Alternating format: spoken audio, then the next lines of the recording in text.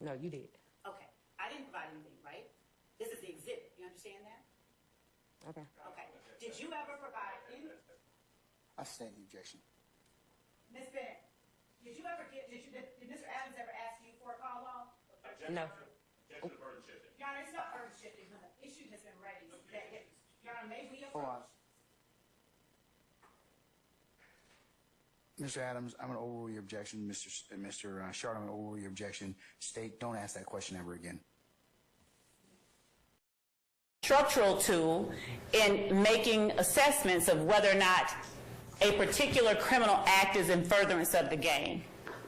The triangle that is shown is in no way invasive or invading the province of the jury. It simply helps. Can you say it? Just email it. Yes, ma'am, I'm sorry. No, thank you, Judge.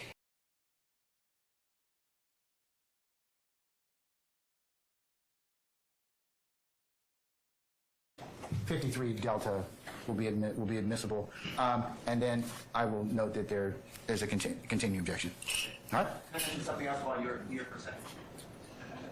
That came up on that last exhibit, 52 Delta, I think it is, and the court, Mr. Sharp made an objection going out to the jury. I'm not resolving those issues right now. We'll take up those at the end of the trial because some will go out with the jury and some will not be. I'm not going to rule on those right now. I don't need to. It's just part of that. I don't need to right now, Mr. Steele. Believe me, when we get to that point in the trial, I'll go ahead and take up all of the exhibits that will go to the jury and those that will not, and I'll make sure that we cull those out and we have a good list. I just don't want to deal with it right now. Okay. All right, we're in recess. See you all back in about 5 minutes. You're eating up all your time, so see you then. He was currently on probation in the police report. I believe Mr. Williams was not on probation because his brother used his name as a juvenile, and that was the probation. But I'd like that to exclude. I believe you already did that. I just don't want to get into a position where I'm asking for this trial. Okay, can we also tell him not to mention anything about that, Ms.love, as well? Yes, Your Honor. Okay. I believe, Your Honor, that given what Officer Monheim will be testifying about, that there will be no need for him at all to go into anything like that. Well, let's just make sure that we cover those two items in particular. Okay. Okay. All right. Anything else? Yeah, the final one is you admitted over my objection. The statement Mr. Williams made is a gun found in the passenger seat, if you recall, Your Honor, and then Mr. Williams allegedly said that the gun belonged to a friend. Yes. He's in custody. Officer Monheim then asked Mr. Williams whose gun is it, and Mr. Williams did not answer. There was no Miranda. He was in custody. This asked the second. I didn't say you admitted. Mr. Williams stated that it's my friend's gun over my objection, but the next part would be interrogation. You found the first part to be spontaneous. Yeah. Okay. So he's basically asking about the second, I guess, or the silences in admission. Your Honor, what I'm asking. And it's post-arrest. Post-arrest silence. So. I want to be really clear here because this is part of some of the stuff that I was mentioning earlier regarding the opening. The state vehemently moves the court to admonish counsel for Mr. Williams to in no way attempt to solicit self-serving hearsay from Officer Monheim unless the state asks for that information, because we would be entitled to as a statement of a party opponent. You open the door, Mr. Steele, it may come in, so you're just, you're just warned at this point in time, okay? Mr. Steele's, I'm asking that the court preclude Mr. Steele from asking Officer Monheim what Mr. Williams said. When he said that is a friend's gun, that is a self-serving statement. That's admissible. I said that was admissible already. No, Your Honor, it's admissible if the state asks it because it's a statement of a party opponent, not Mr. Williams. What we're saying is they can't solicit that. Are you going to ask him that on direct? No. And Mr. Williams can't because that is self-serving hearsay. Baldly, if I may continue talking to the court, Mr. Williams can't because it is self-serving hearsay, Your Honor. So we would ask that the court preclude Mr. Williams from asking Officer Monheim or attempting in any way to solicit in front of the jury the self-serving statement that the firearm belonged to a friend. If the state seeks to get that in, the state can do so because it is a statement of a party opponent. But it is not permissible for Mr. Williams to attempt to get his own words in through a witness that is not Mr. Williams. Okay. All right, Mr. Steele, what do you say about that? I moved to exclude that statement, so that's okay. But I'm just talking about the second part, the post-arrest silence. I'm talking about the first part. Yeah, we're not going to talk about that, are we, Ms. Love? I'm talking about the first part. No, I don't have any. Mr. Steele doesn't have any. He's already asked me to exclude that. I'm not going to exclude it. Okay. You're saying that he can't. He's telling you he's not going to elicit that or solicit it. Okay. But his clarity is the second statement where Mr. Williams he asked Mr. Williams a question. Right. That's what he's saying would be. He's motioning in limine for me to exclude. Your Honor, I don't. I don't have a problem with the exclusion of the, I guess, the silence, and I want to make certain that I'm clearly responding to what has actually occurred and not a version of it that is inaccurate. So if the court will give me one moment. As I do that, I ask the court in limine, I'm moving court in limine to preclude Mr. Steele from attempting to elicit self-serving hearsay. That is Mr. Williams' statement that the gun found in the car with him that was stolen belonged to a friend. That is what I am moving in limine for the court to do, because it is impermissible for that to be solicited by the party who made the statement. He can get on the stand and say it, or the opposing party can have it admitted if we so desire to do so or sought to do so. But Mr. Williams, Mr. Adams, and Mr. Steele cannot ask a witness what their client said when it is self-serving hearsay, and I have the law for that. I'll give it to the court. Again, I don't think he's asking about that. Mr. Steele, you're not going to ask any questions to elicit that, right? Correct. Okay. And Ms. Love, and you're not going to ask, or you're going to instruct Officer Mannheim not to mention any of the silence or post-arrest silence in response to that particular question. Right. Of who owned the gun. Okay, so those three things you need to go ahead and advise Officer Mannheim as to. Take 5 minutes or so. We'll come back, okay? Okay, thank you. Thank you, Counsel. All right, where is it? Let me just go on there. No, I'm going to go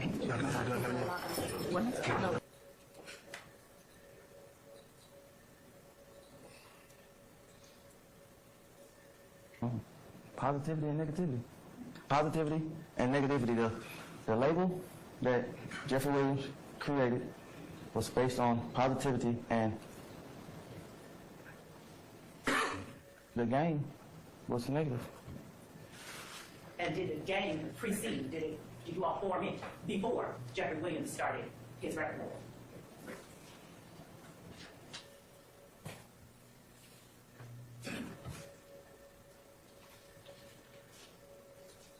Myself is a music label, so music happened first. That was the approach, music. Mr. Stevens, do you remember your testimony about 15 seconds ago? Can you rephrase the question? It kind of, I answered the best of my ability. Which question do you want me to rephrase? What you asking me? It's an improper question, Your Honor. As the district attorney, just ask questions, not ask questions. I don't need your help, Mr. Steele, okay? All right, I don't need your help. You need to give me a basis for the objection, okay? That's all I need from you. Improper way to ask a witness question. Improper foundation? Foundation and form. Okay, I'll sustain this to form of the question. You can rephrase, madam. Your Honor, the witness asked a question. Madam, for clarity. same thing, okay? Look, just rephrase the question, okay? Yes, sir. What is it that you need me to ask again, Mr. Stevens?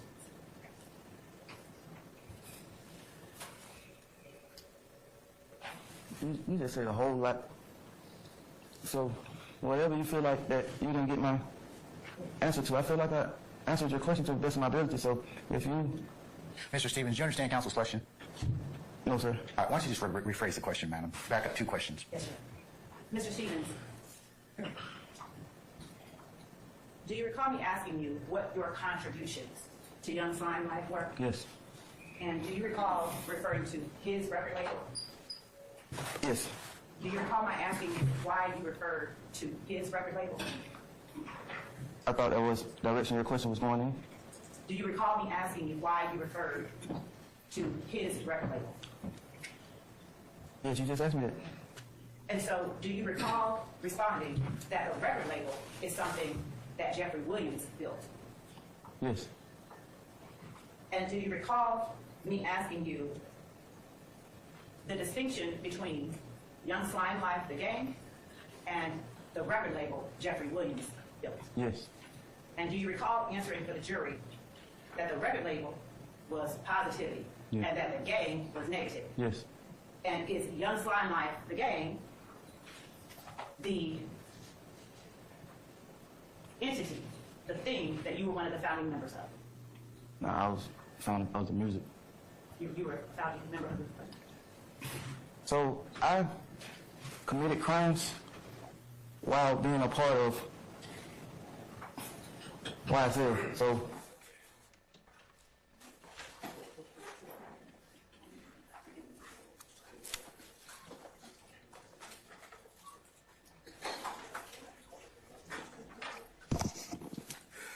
Okay, starting everybody here. Where's my dear vice president come for good? Okay, before, when we recessed, What up, fam? we're talking about, Welcome. defendant Hit that Williams, like 38, button. stage 40. So we proposed or got into a resolution of that. So, Your Honor, Mr. Brown is going to go and look at what they have put together, Your Honor, on conferring further with counsel for the state, Mr. Carlson in particular, with respect to defendants 28, was it? 38. 30, thank you, Judge.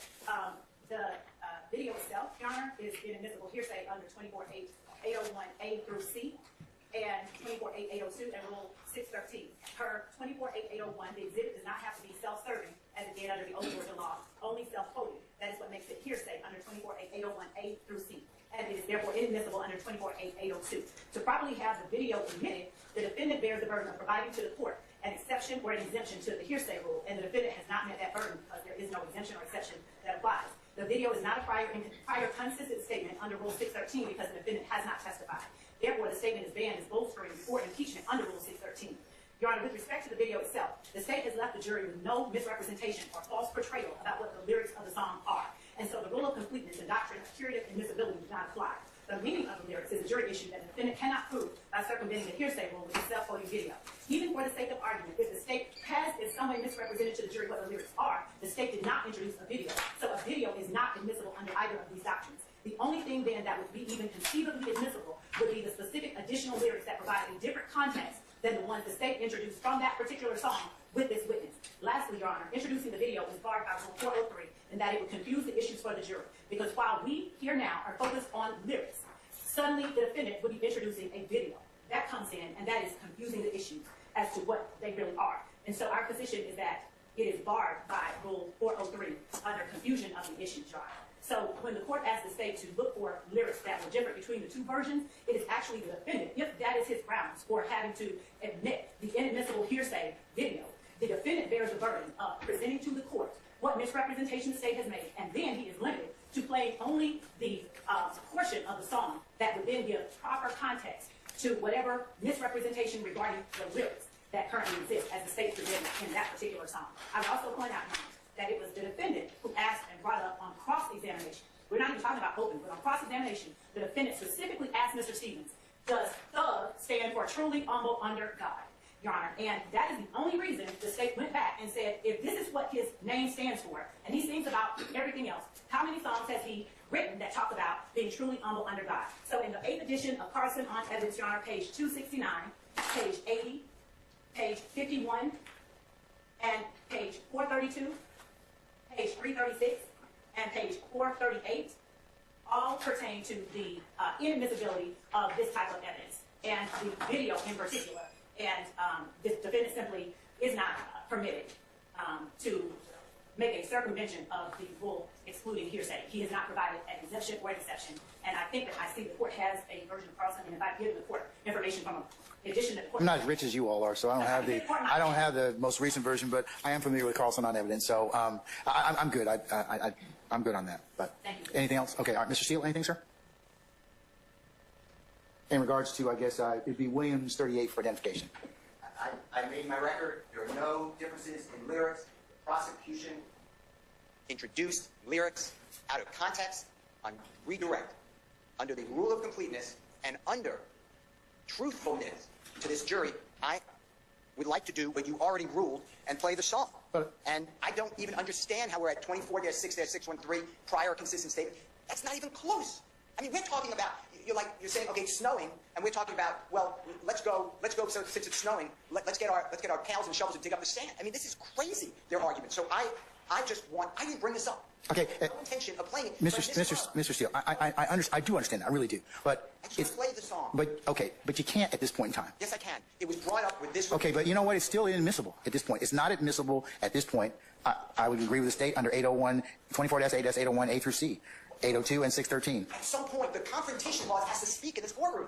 The state of Georgia asked and leveled lyrics words made by Mr. Williams. I want to put those words in proper... Okay, but you won't be able to do it through him. It's objectionable. Right person. It's objectionable at this point in time. I'm not saying that it's not. Like I told you before, it's not that it may not be objectionable at this point, but if evidence comes in for different reasons, Mr. Steele, at this point in time, it's just not coming in. I'm not saying that it won't come in at some point in time. This court is handcuffing the Constitution. Then I move to strike everything said by Mr. Stevens in its entirety because I can't confront him. You have the awesome power to control these proceedings. But the state of Georgia, wide open that door. I didn't mention anything. Yeah, but that does not make the evidence any less inadmissible. It doesn't. They took words out of context. And I want to put the words in its entirety the way they are. You should be able to let me see the road to do that, Your Honor. I just can't let you do it right now, Mr. Steele. It's because the state's objected to it, and I agree with them under 801 A through C. But they're wrong. Mr. Carlson has no clue what he's talking about. He's wrong. He wasn't here. And just to throw around a name because he wrote a book, this is not applicable, Your Honor. The state of Georgia said this is what Mr. Williams said. I'm saying actually what he said was this, and I'm putting in the completion of the story. You know what this song is about? It's about coming from nothing. It's about telling your kids, not that you're riding around with a body, it's about telling kids, if you live under the circumstances that a gentleman like Mr. Williams did, you may have to kill somebody because they're going to kill you. It's self-defense. The state of Georgia wrapped all that up in little lyrics and misconstrued what they are. I have every right, I need to put this in. And it's not good enough to say later, Judge, this trial, I have no clue, I've never been in a case like this. This trial may go on until Super Bowl next year. I don't want to do it in 7 months. It is right now, and I should have the authority to do it, Your Honor. You know, I'm doing everything that I know to be upfront. I give everything I don't have to give. I give everybody a heads up, and it gets spun around. I get to play this song, the song I want to play, and I ask you not to keep doing this and listening. Once you rule, it's coming in. Which one? The state was saying before lunch, I'm somehow changing the lyrics. The lyrics don't change, I tell you that. Now it's all of a sudden another reason. Your Honor, you have ruled. I use your ruling. I embrace it, and I am correct. There has to be a point that we have traction here, too. It is a two-way street. But remember, Mr. Steele, I can always, you know, one of the things about being a trial judge is you can reverse your rulings. And also, here's the other thing as well. You all as a group, kind of release or give me snapshots at any given point in time. And I make a ruling on it. Then more comes out, and I sometimes at that point when I get a full picture of everything, because remember, this is part of what challenge I told you about earlier. Here we go again, blaming both sides for the prosecution issue. When it unfolds this way, I don't get to make the best ruling I can at the first time. So, unfortunately, I'm kind of hamstringed in terms of that, but I do have a mechanism of kind of reconsidering. I want to get it right just like anybody else does. Your Honor, I learned about it today. Dropping jewels was mentioned on redirect. I brought it to the court's attention and the DA's attention before that. Your Honor. And that's why I'm not fussing at anybody about it. I'm not, Mr. Steele. I have to put it into perspective. Not now. Oh, Judge, please take a now. break and reconsider, because this is important. Everything's important, Mr. Steele. Everything. But good. Then I need to put it in. You told me over and over again, it's a battle of the times. You could cross-examine. Well, I'm here. Okay, you're doing your job. I want to do this. Every time the state wants to put in something like that last video of Mr. Stevens, I strenuously object. You overrule it and you say you can deal with it on cross. Well, the state's the one who opened the door. I get to go into this. They just mentioned a song and lyrics from the song. They knew what they were doing today. They brought lyrics with them. It was mentioned before Mr. Stevens ever came. They didn't ask you, hey, I'm going to mention lyrics. They just do it. I get to respond.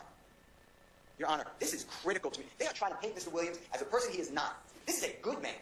And I get to show the truth about that song. I didn't introduce the song. I gave it in discovery because I will introduce it later. But now it's right. And if you don't let me do it, jurors form opinions. I know you're instructed, but they form opinions. That's why we confront witnesses immediately. It is wrong to exclude it. At this time, it was wrong to exclude, respectfully, lifestyle. They put in the rich gang shirts. I want to show what lifestyle is. You told me do it with another witness. Your Honor, this is the Y'all witness. think he gonna exclude the video? Mr. Steele, the other thing, look, you have the right to present whatever it is that you feel you must on Mr. Williams' behalf, as each advocate does here. But there is a certain order, as you all know, that the evidence code requires certain pieces of evidence to be admitted. So, subject, or unless they're by agreement, if there's an objection, then I have to rule on it. Judge, this was the state's doing. They used part of the song. How is it just? You're a great man. How is it just that the state got to put in with their own inflection of voice on lyrics and say, is this what the song says? And Mr. Stevens saying, yes, it does. Next lyric, is this what the song says? Yes, it is. The next lyric, is this what the song said with an expression? I'm not going to say it, but the emphasis on the word F. You blank K. And then I sit here, mute. That's just, they did this. And I get to put it in perspective. Okay, but I need to do it now. And it is right now because it's a rule of completeness. The witness knows the song. He knew it from his memory. Ms.love was saying, you know the song, here's the song. Here are the lyrics. I want to put in the actual song. The way I want to put it in the video, and then we're done. But Judge, to exclude it, it makes it look like I'm conceding it, and I'm not. And I would not have. And to hide behind a hearsay statement when you open the door on that specific statement. I was thinking about this over lunch. What if the police officer, for example, said, yes, Mr. Williams gave a statement to me, and he admitted being there at the time of the incident. And then the state sits down. And then I want to get up and I want to say I wanted the whole statement in. Mr. Williams admitted that he was there at the time of the statement to help the victim. How is that not the same here? The state is saying, Mr. Williams said this, 1, 2, 3, I think it was 4 different lyrics. Why can't I say, but Mr. Williams put in context, and that is what the song's about. The state cannot now tell the court, let's keep it away. It is wrong. Your Honor, I'm not begging. I am respectfully requesting the Honorable Court to do what you already ruled, and you do have all the information. It was the state's doing. It's not like I'm just standing up and saying, I want to play every one of Mr. Williams' songs. I picked the song because the state picked the song. I picked the words because the state picked only a portion of the words. And I picked the Tiny Desk because it's clarity. It's easy to hear the words and the lyrics. That is all admissible. If the state wants to play the other rendition, I don't care. Play it all day long. But it's not for the state to tell me what I can and cannot do on admissible evidence. And I ask the court to please permit me to try this case so the man has an opportunity to get the truth out. It has been maligned. All right, sir, thank you.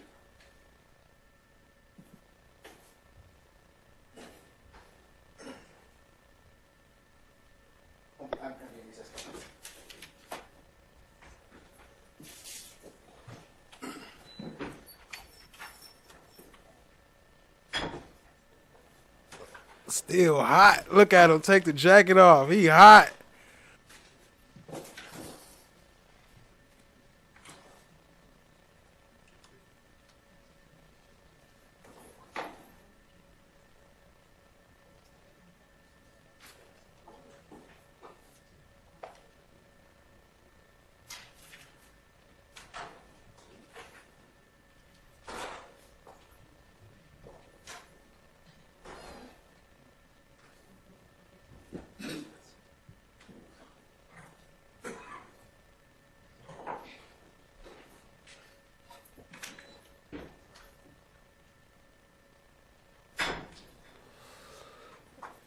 Y'all think he gonna let the video in? I mean, I know it's old video, but for those who haven't seen this part, did y'all think he let it in or no?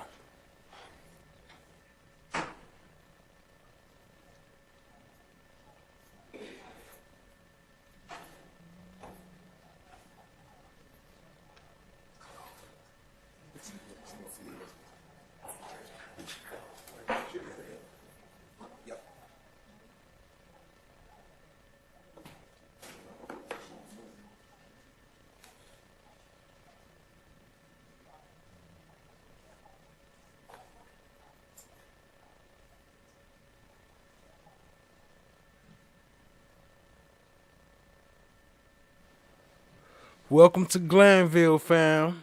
Oh, here you go. He about to let you know right now.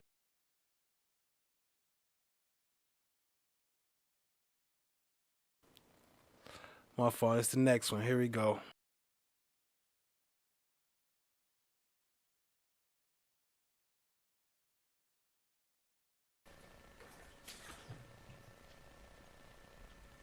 Okay, the court's had an opportunity to consider I'm already counsel. In terms of Appendix 38, States 40, I'm not sure if it's I'm sorry, Mr. Harvey. I said, as it pertains to Defendant Williams 38 and States 40, I'm going to not admit them at this time. All right, can we call for our jurors at this point? Let's call for Mr. Stevens, please. Is that a lyric in the song? Yes. Okay. Tell ladies and gentlemen, jury, what a ghost is. Of course he didn't let it in. Just because the state asked not to let it in. Objection, speculation. If you know. I sustain the question. You can rephrase, sir. If you know, is a ghost a Rolls-Royce Objection, vehicle? Your Honor, speculation as to what those mean in this song. I asked. Well, let's just ask him the question. Does Rolls-Royce make? Do you know what a Rolls-Royce is? Yes. Is it a vehicle? Yes. Does Rolls-Royce make a vehicle known as a ghost? Yes. And if you're driving a ghost, are you driving a dead body? Objection, Your Honor. Basis. Speculation. I sustain the question as to that. Is a ghost somebody who already died? Objection, Your Honor. Relevance. I sustain the question. Is that the lyric in the song that you asked about? Is that the line? Clarification. I'll rule that objection.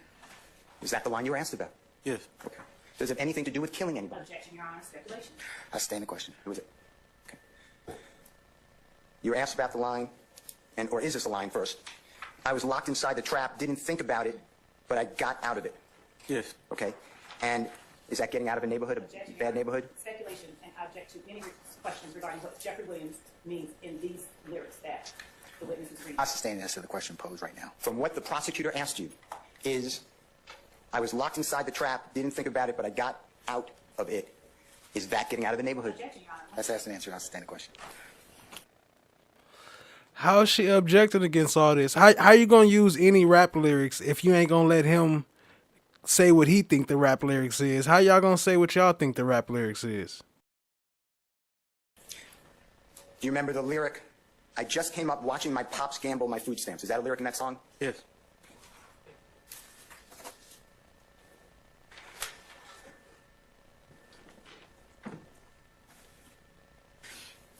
There's a lyric in the song, is it bad, you better get rid of it, or lose on it. I know you heard that old saying, folks round about bad fruit. Is that the song, the lyric? No? Tell the lyric. No. You didn't say it right. Go ahead. You want me to say it? Yeah. Tell the jurors. Start it off. Let me see what part you was on. Okay. Is it bad, you better get rid of it, or lose on it. I know you heard that old saying, folks round about bad fruit. Oh, That's fine. Mr. Stevens, if it's bad, you better get rid of or lose on it. okay. I know you heard that old saying about bad fruit, food. One of fruit of food. One bad apple spoils the bunch. Objection, Your Honor. That Mr. I'm Steele asking- is asking what the meaning of the lyric is, because there is no testimony. So what's your objection, madam? So objection as a speculation. I sustain it. I'm not asking. Okay. I sustain it. To you, that old saying, what is that old saying? If you know, Objection. What are we talking that about? the lyric refers to. Objection, speculation. Mr. Steele, I'm staying. Bring him back to what is it you're asking him about in terms of the, because I don't think he's been able to identify anything at this point. So Dropping jewels, Mr. Stevens, is about teaching. Objection, Right? Your Honor. Speculation. He already said that's what it means. Your Honor, as to the song. I'm gonna overrule the objection. Correct? Yes. I couldn't hear you. Yes. And Mr. Williams talks about his son and daughter in that song, right? Yes. And he wants them to know what a struggle it is, right? Objection, speculation. I sustain the objection. That's what the song is about to you. I sustain the isn't objection. it? Speculation. So objection. To you. Is that what the song is about? Objection, Your Honor. The state asked all about the No, song. hold on. I'm gonna overrule the objection. Let me get the question out first. To you, the song Dropping Jewels, it is teaching children to go a better way, right? Teaching about the real life, right? Warning them. To me, he's talking to his kids, and he's talking to other people too, teaching, saying the things, the life coping skills. I don't know. Okay. All right.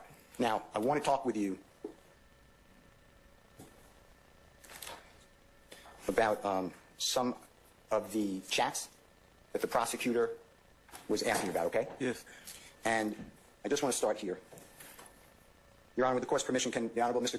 Como put up Mr. Williams, number 2? It's already in evidence. Yes, sir. Your Honor, with the court permit me also to just grab that from the court reporter stand just to follow. Yes, ma'am. Registered company in the state of Georgia. Yes. Do you know whether they were bought out by a publicly internationally traded company? Your Honor, that's for basis. I object. Do you know that? For his knowledge. It's public information if he knows. I sustain the question. It's been asked and answered too, Mr. Steele. Do you know whether this record label that Jeffrey created, if he's a part of it? Yes. And are there people who do promotion and advertising Yes. and search for new artists, A&R? Yes. And people who promote interest in Young Thug brand? Yes. And Young Thug brand is something that you don't back down, no fear. That's what was created, right? Objection as to speculation. If you know. What the I young- sustain the question. In the public domain, that's what Young Thug brand is, right? Objection again, same basis. I sustain the question. Okay. I would like Mr. Kokomo, with his permission and the court's permission, to show privately Mr. Stevens that song, Let Me Live, to see if he knows the song, Your Honor. Your Honor, I object. I sustain the question. Okay.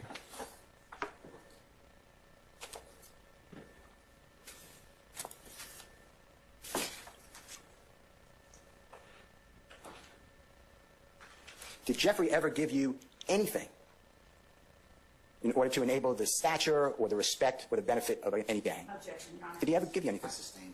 Mr. Steele, it's getting to the point. It's asked and answered at this point as well.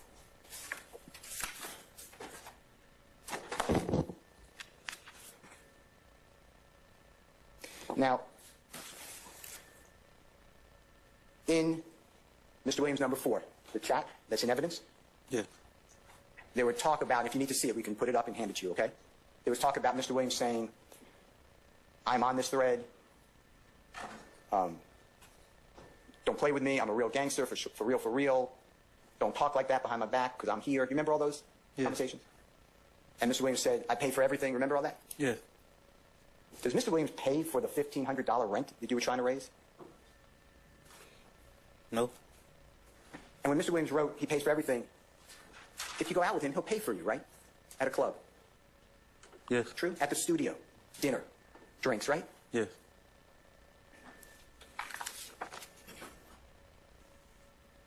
Is Mr. Williams funding criminal activity that you're aware of? I sustain the question. He would know. Sustain the question. Okay. Your Honor, may I have just a second? You may, sir. Your Honor, is Odyssey up? Because I was told. It's not. Do you have the dates? We cannot have that.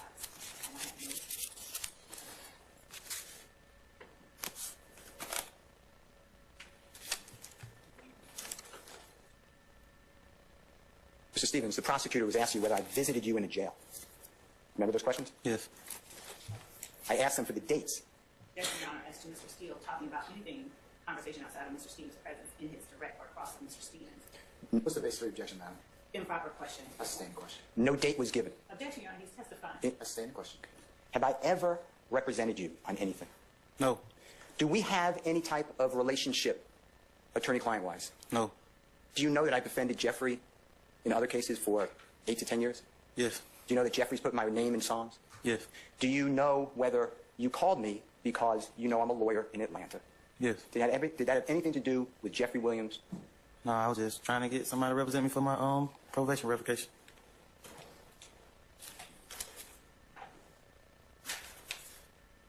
Except for those other items, I don't have anything else. Okay. State anything further? No, Your Honor. Whether the defendants under the Sixth Amendment are also interested parties here, because we haven't been parties to any of this. We don't have the pleadings. I believe they're under seal. No. The motion for limitation of recording is a public record. I have a copy of it right here. I don't know if there was a response that was filed. I haven't seen anything as of yet. I think Mr. Weinstein filed a response. I'm sorry? I think Mr. Weinstein filed a response. I believe he did. But all these defendants have a Sixth Amendment right to a public trial. We have not been consulted with regard to any possible disposition. So all the parties have not been consulted or made a part of this alleged agreement. So I just Mr. Harvey, I don't disagree with that at all. Mr. Uhelski, I think that you and, what's her name, Leslie? Ms. Gaither should probably have a discussion with counsels. My suggestion would be that maybe what I would recommend you do is, since I had it scheduled anyways for tomorrow at 3 o'clock, that you all gather to discuss and make sure that the defense counsel are at least wired into any particular solution or suggestion, just to make sure that all parties have had an opportunity to comment on it. I'll still let you all do that to discuss that, and that I would probably retable it to maybe the 8th of February. That would be agreeable. All right, counsel, would that be an attorney's only, or do you wish your clients to be present? Mr. Harvey? I'm sorry, I missed. Do you want our clients to be present for the hearing? Do you wish your clients to be present, or do you wish that you have a discussion, since it would be a preliminary matter, and then I could go ahead on the 8th and actually in open court go ahead and then either one or two things: have a discussion, that if there are any objections, where everybody would be present, or end up having a hearing.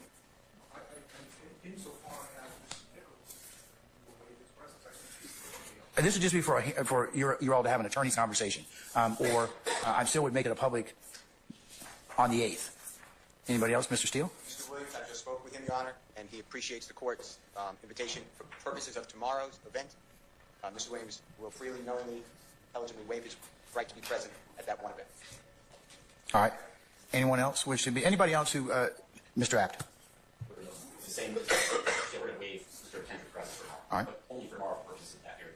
Well, it wouldn't necessarily be a hearing. I would let you all, as attorneys, have a discussion amongst yourselves without court direction, or so you all could maybe figure out what you need to discuss. So it would not be. It would be an attorneys only, basically, as assembly to discuss terms or the applicability of any constitutional or other provisions that may need to be discussed with the court. Your Honor, I'll go ahead and circulate the current draft of the proposed order as it currently exists now in advance of tomorrow's sessions. Okay. All right. So I have Mr. Apt. What about you, Mr. Matthews? Yes, Your Honor. I've had a conversation with Mr. Hughes as far as tomorrow's term discussions goes. Even Mr. Williams? Thank you, Your Honor. I spoke with Mr. Ryan, and he's going to waive his presence for tomorrow. Okay, is there anybody else? I know Ms. Westmoreland, you've risen. Mr. Sharp? Yes, Your Honor.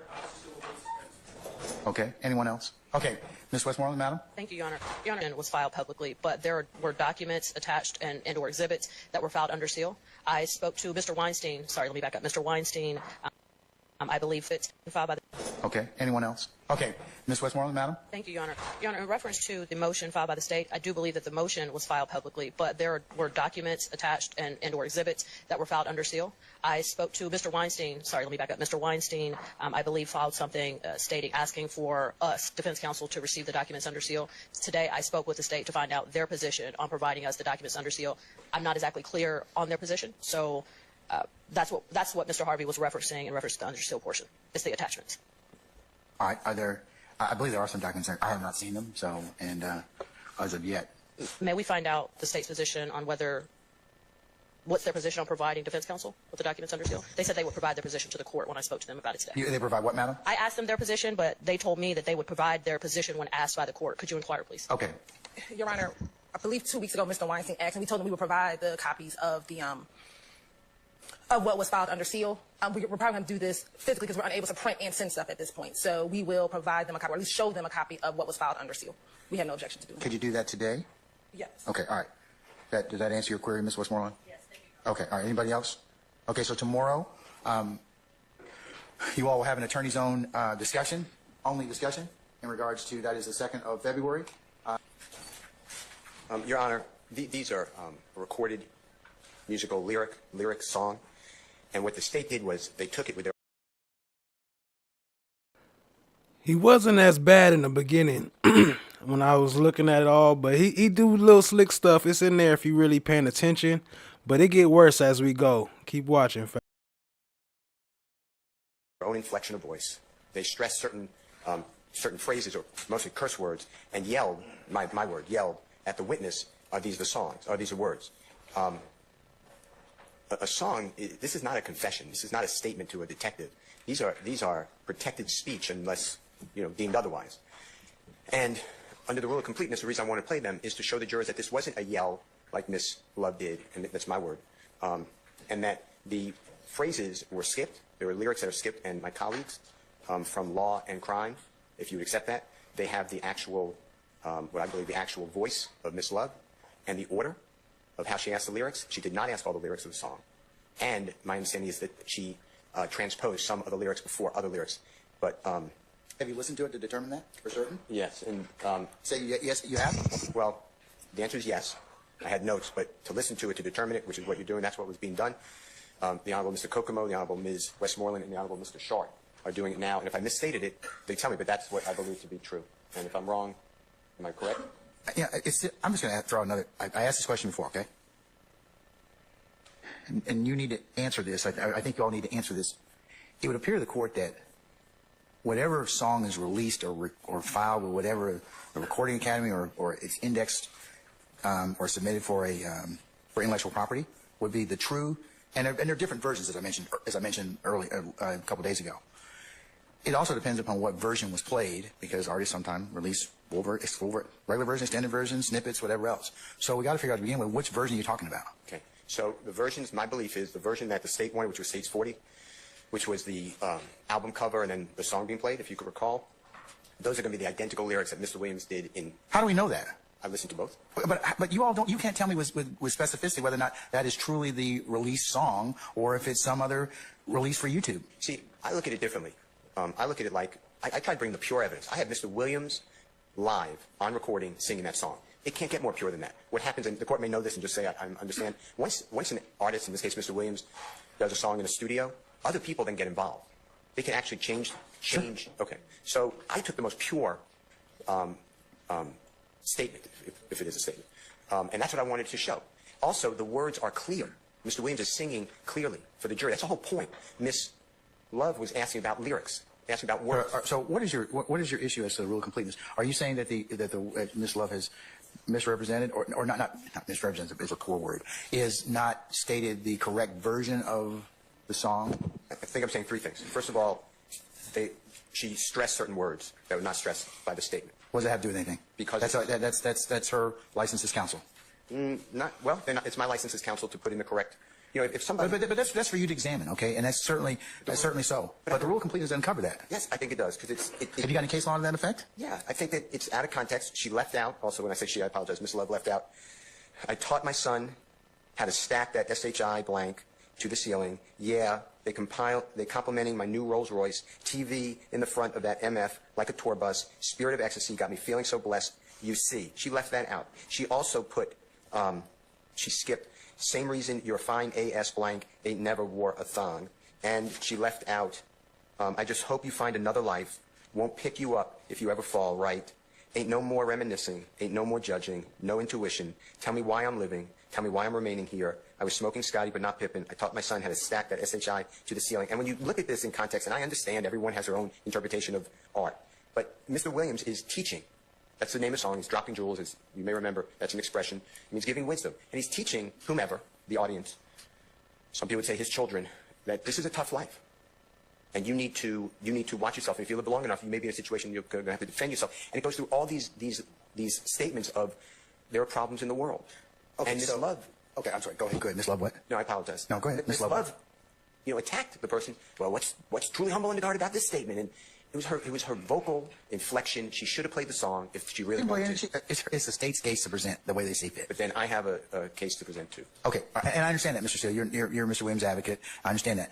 I believe that the correct thing for the court to do for the rule of completeness would be to admit the stanzas or verses that were not mentioned by Ms.love. Since we didn't play a video, you can certainly add or introduce those particular statements.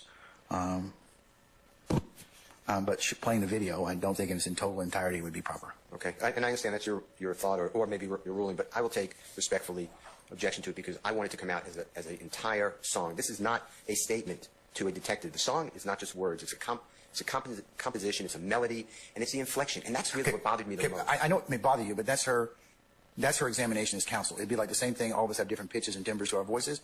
It'd be the same thing. It's her trying to emphasize her case, and I think that she's entitled to do that. It doesn't then, as a result, cause the song or whatever to be played as a result of that. You can certainly, certainly there are other things you could potentially do should you choose to do so to craft the light you want. Is this a fair analogy, though? What if, just maybe a poor example, a detective and a prosecutor were doing a direct examination, and the prosecutor said, tell the ladies and gentlemen jury what the accused said to you. And the detective in a loud, menacing voice said, he stated that this is outrageous and he would stop at nothing to get back at the person. In a very loud voice. But there was a recording of it. And the defense lawyer wanted to say, that's really not, to Your Honor, that's really not a fair representation of what was said. My client really said in a very peaceful voice, while tears coming down his eyes, on the video, this was really outrageous. I'm going to stop at nothing to correct it. And remember, what counsel do or say is not evidence. No, this was the yes, I understand that. But I'm saying it needs correction. It came out I'm going to respectfully disagree with you about that. I mean, in terms of what you're able to present at this point in time, okay? You can admit the rest of the lyrics of the song. We can admit the entirety of the song in printed form. And I would suggest maybe you do that. But you need to get the version that is complete. Well, I don't have any problem with the version that's complete. That I agree with. I would like to play it because handing somebody a piece of paper and marking it as exhibit, it is a song. It has. I'm not going that far at this point in time, Mr. Steele. You've asked me, no harm in asking. But I'm going to deny that motion. Okay. Okay? Yes. All right. So, Ms.love, I'll direct the state to produce a complete copy of the song "Dropping Jewels," and it needs to be shown to the defense, and that will be used if you should decide to introduce or for.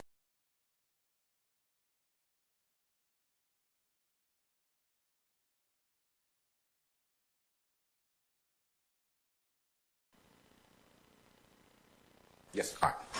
So, Ms.love, I'll direct the state to produce a complete copy of the song "Dropping Jewels," and it needs to be shown to the defense, and that will be used if you should decide to introduce or for I'll allow that. Okay. Yes, but no, it's not. I want the best evidence. The state has a recording of any lyric. They should be playing the lyrics, not aligning the lyrics. They can play it. They can do whatever they can present their case in terms of. Like I said, had Ms.love played the song, I would let you play the song. She introduced the lyrics, so that's what we're stuck with at this point in time. Why am I stuck? Okay. Stuck meaning that this is all I'm going to admit at this point in time in terms of what the rule of completeness will allow. Okay? Well, I think the rule. I understand what you're saying, so I'll say okay. No, I mean, I'll note your objection for the record, but I will authorize the rest of the song lyrics to be produced. Okay? I think under 822 we are not getting the jury the actual truth of that part of this case, and that's why my issue is. All right. I'll note your objection. Okay.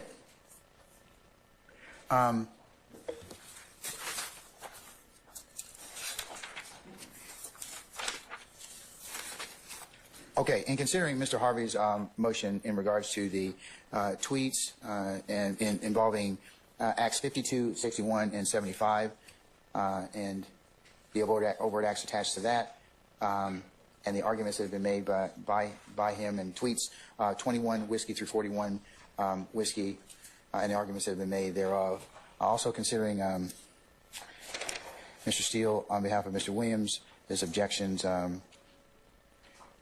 Also considering Mr. Shart's objections as to pertains to Mr. Stillwell, the court's going to rule as follows. And pertains to Mr. Shart's client, Mr. Stillwell, the court will admit 51 whiskey with the redactions as noted below to omit the plus sign in any of the conversations that are below the plus sign, except for the folks. We can hear you, and you're going to have Mr. Beavers having a hard time taking you down. Okay, so please be silent. All right. And December, instead of also the date will remain December 31st, 2019. All right. As it pertains to defendants Williams and Nichols, the court is of the opinion that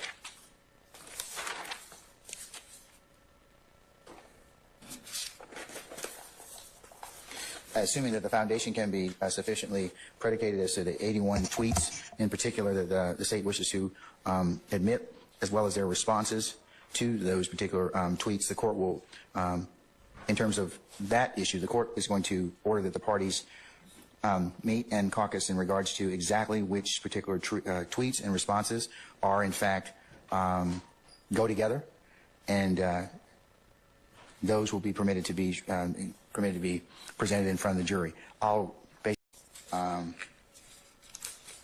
through 57 whiskey at this point in time. Mr. Harvey, I will reserve ruling on other issues related to whether or not I need to give any further instructions. That does not in any way waive or not preserve your right to object again, as well as to ask this court, should the evidence bear out, for me to ask for another limiting instruction, or for me to for a particularized jury instruction. Courthouse. The fact that the state will take a break when they're going what they call phase 1 to phase 2, we appreciate that. And then also, Your Honor, once the state finishes over my objection, Jeffrey Williams tweets, then I would like to do what you ordered us to do and go through tweets that I would use when he's done outside the presence of the jury, so I don't take up. I don't want to go through 80 tweets. I'm not going to do it. That's when I asked you all to do that. So how many do you have? I'm going to respond to each one. That's what I wanted you all to do. I mean, I'm not going to sit here and go through that and have our jurors here. At the end of the day, the reason I say is because we spoke, and I told Ms. Hilton at the bench that I didn't want to do it at this time. I want to see what is coming in and then go through it. I've already given the state everything, and that's why I bring it up to you now. Okay, well, I'm gonna exercise the right to dismiss our jury, and then let's take it up, because I don't think it's fair to them for them to sit here and for me to go through that. That's fine. And then continuing objection, if you don't mind, Mr. Eppinger, so it's the same objection. I don't see the connection to us, and it is hearsay. And we can't confront him to a confrontation clause. And then there are some tweets that have like slime kill or slimes kill, which comes from unknown third parties, so that would be inadmissible hearsay, and it's part of his tweet that he tweeted out. So I understand that, but I just want to make sure, if you don't mind, a continuing objection. All right. Your Honor. Anything, Ms. Love or Ms. Hilton or Mr. Atkins, in regards to that response by Mr. Steele? Yes, Your Honor. And by the way, good morning. You weren't here when I... Sorry, good morning, Your Honor. Right. I believe we addressed this on Wednesday, or the last time we were in court, regarding the tweets, or the Facebook post as well as the tweets of both Mr. Williams and Mr. Eppinger, that those tweets show the nature of the enterprise, Your Honor, and I believe that you've heard those arguments previously, and so we would stand on our position that the Facebook post messages that we plan to introduce, which are the ones we went through, all show, we believe will show evidence of the nature of this enterprise, such that they are a violent enterprise, Your Honor. And the fact that he posted it on social media was to show that intention of being violent, that individuals are afraid of them, because he posted this interaction on. All right. Mr. Sharp. Thank you, Your Honor. Briefly, Ms. Hill, the next witness is outside. Just to jog Your Honor's memory, she was the victim in the Christian Eppinger case, where I was Mr. Eppinger's appointed attorney back in 2014.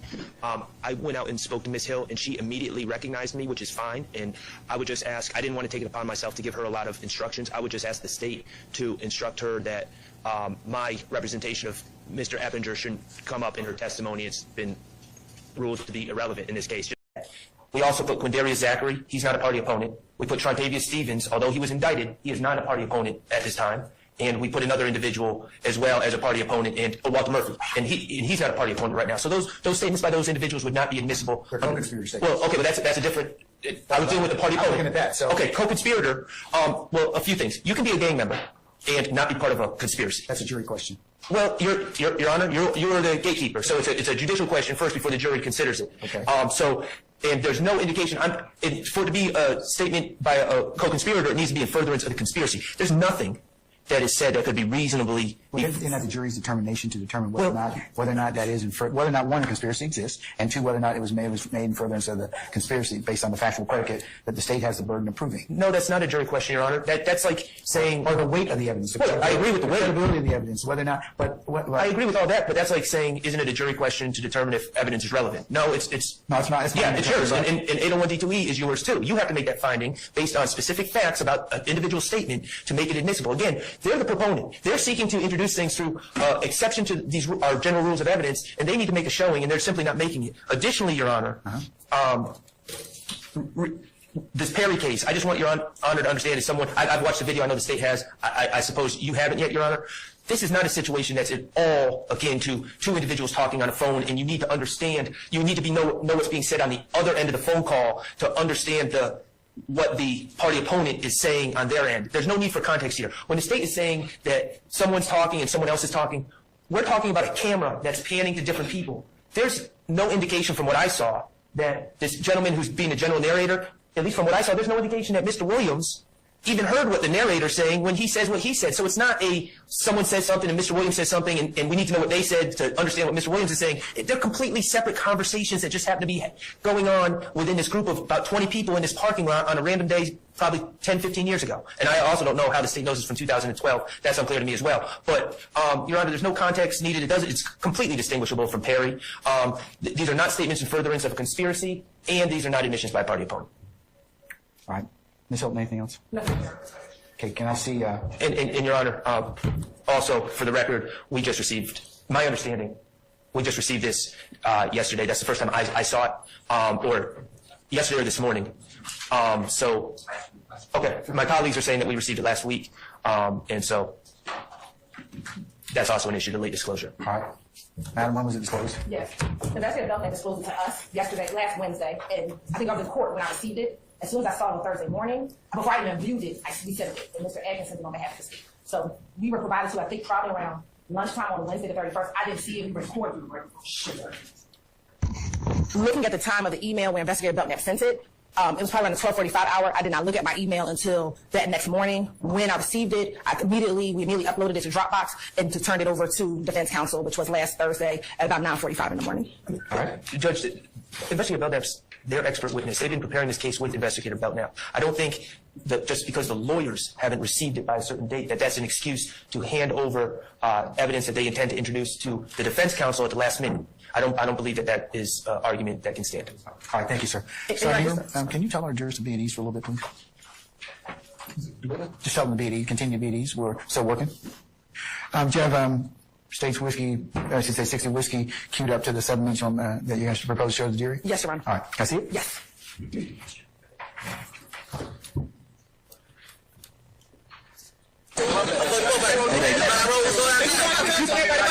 My whole crew got blood.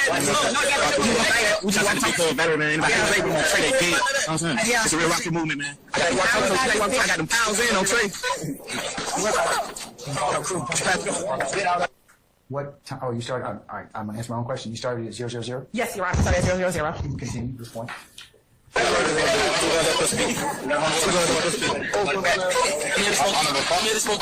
Hey, man, nigga, read up. Hey, man, look at my mother. What's up, you little niggas, man? First player, I won't lie, man. These bitches like my eat. We working too. We working on the block. Hey, man, when most of y'all nigga ran up with, man, my little girl got it on right now, man. Trey, man. This, she got a car, she ain't even walking yet, and that's on Trey. Hey, too bad. Hey, rock with you, man. Hold on, big. Hold on, good. First one, good. Go ahead, by screwed up. Hey, that boy, hold on. Second one, I thought it was your fault. Go ahead, Brian. Hey, look. Man, what? They gotta get out the car, really don't give a fuck, man. Bitch. Yeah, ho. Yeah, ho. Black, 2 guns up, make salute. You understand me? Yeah, ho. About 2 shit money game, bitch. Okay. I need that bloody trouble breaking that sex money murder, man. Get beat up, bitch. Shit tatted on me, man. You know what I'm saying? Beat up, get beat up, man. Yeah, ho. You trouble say money murder, man. Crane, cash, through everything. What the bitch get do, ho? Good weed. I ain't fucked up, I got locked up. Fucking the blunts we gotta rotate that, man. You understand me? You be smoky. About 10 of them, about 12. This a little trader, man. Y'all get some ass. Come on. Hey, man. At this one time we yell switch, so everybody just switch. Ready? I gotta switch to right. You right. He got a switch. All right, I will. He got a switch. Do that. Everybody got dope. Yeah. He comes to rotate.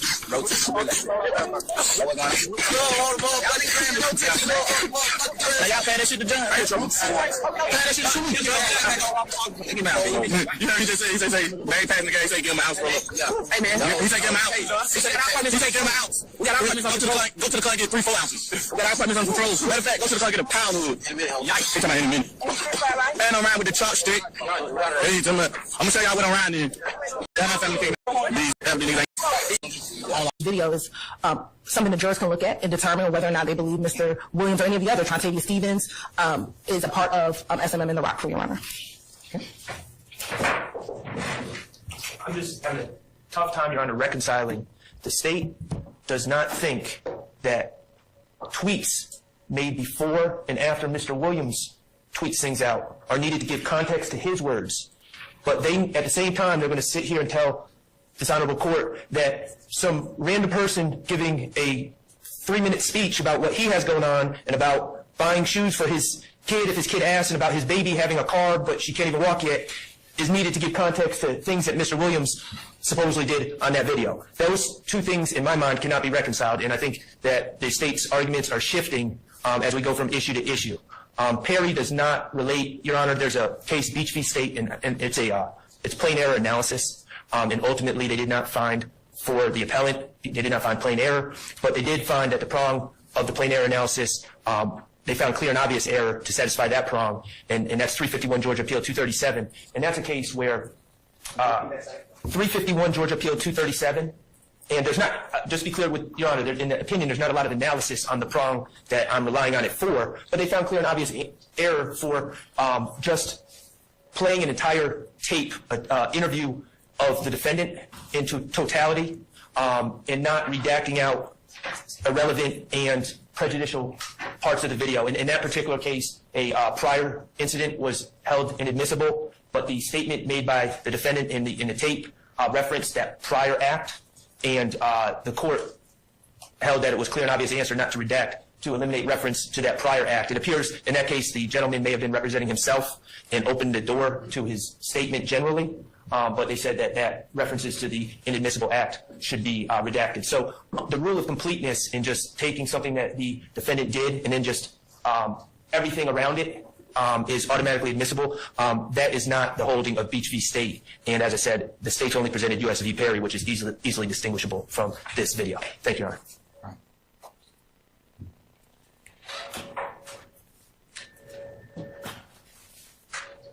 Anyone else have any other argument in relates to 60W? Yes, sir. Good afternoon, Your Honor. Good afternoon, everyone. Your Honor, I would just also, as the court requires, I would have interviewed people in that video. I got it last week. We've been on trial, so I'll join everything else. But I just want the court to highlight that as well. Thank you. Anyone else? All right.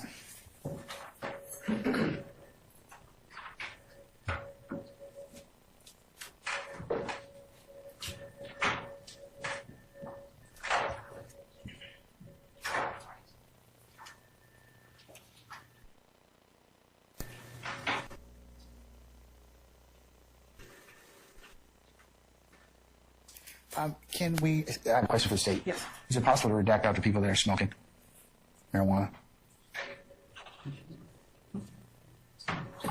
I mean, we can maybe stop and move it, but I mean, we can't remove them from the video. I mean, to me, Your Honor, that's not more prejudicial than probative. I mean, we have, in this case now... Well, probative. It's not probative to anything that we have going on right here. I would, over the defense's objection, say that it's relevant. The tape is relevant. You've got several participants, and I'm sure, and assuming you lay a particular foundation, and that Investigator Belknap is going to be able to do that. But the people that are smoking marijuana, I'm concerned about that. That may be improper character. Those people, I mean, unless you, I mean, you got Walter Murphy, not Walter Murphy, but Mr. Stevens is. I mean, but the people that you don't know, they aren't, you know, because I don't think there's anything that's charging in this indictment with marijuana, correct? No, we do. We have several, we've already introduced several acts of marijuana, especially with Mr. Stevens having marijuana. But he's already pled. He has, and he's also already testified as well. Yes. So what about the other people that are unknown that are in there? Your Honor, we can send it to our graphics and see how we can try our best to put something over the marijuana smoking. Because there's a portion where Mr. Williams, I think, might be smoking when he comes into the camera view, so I don't know if we're going to be able to capture it. Well, you know. But we can either stop or move past that portion where a group of people are just outside smoking. I mean, there are several pieces of that tape. I think you're going to probably have to redact that tape because for what you have told me for, that you wish it's relevant to show, there's been an issue about the promotion of his career, but that you've got 4 of your accused in there, Mr. Williams, Mr. Murphy, Mr. Stevens, and Mr. Zachary. There are definitely sex, money, murder symbols and references to Pistol Pete. And Mr. Williams himself says that he makes some references to sex, money, murder. Those are all relevant, clearly relevant. But the other things that are outside of that, outside the 4 that are in there, unless the detective's going to identify everybody in there and show that that they're tied somehow to the gang or one of the other elements. What is he going to tell us? What's your understanding as to what he's going to testify to? I believe he knows who is the narrator of the tweet. I believe he can identify a number. I mean, I'm sorry, the tweet. I apologize. He knows. He can identify people in the video. He can identify people in the video. Can he identify their affiliation, or what's he going to be able to do for those people? So can I step outside and ask him? All right, I'm going to take a 10 minutes, and I need to take a comfort break, and you can find out from that, okay? I'll make further rulings consistent with that. All right, thank you, sir. All right, we'll be able to find out from Investigator Bell now. Yes, Your Honor. He knows about 9 of the individuals in the video, and the state has also identified the areas or the portion of the video that we believe are where the majority of the weed smoking is happening. It looks like they're passing the marijuana around, and there's about 3 portions of the video in which the video is solely focused on that area. And what I've identified is make sure. And so, can you redact it, or see if it can be redacted before, so we don't have an issue before tomorrow? Yes, we'll get with our graphics department and get that redacted, Your Honor.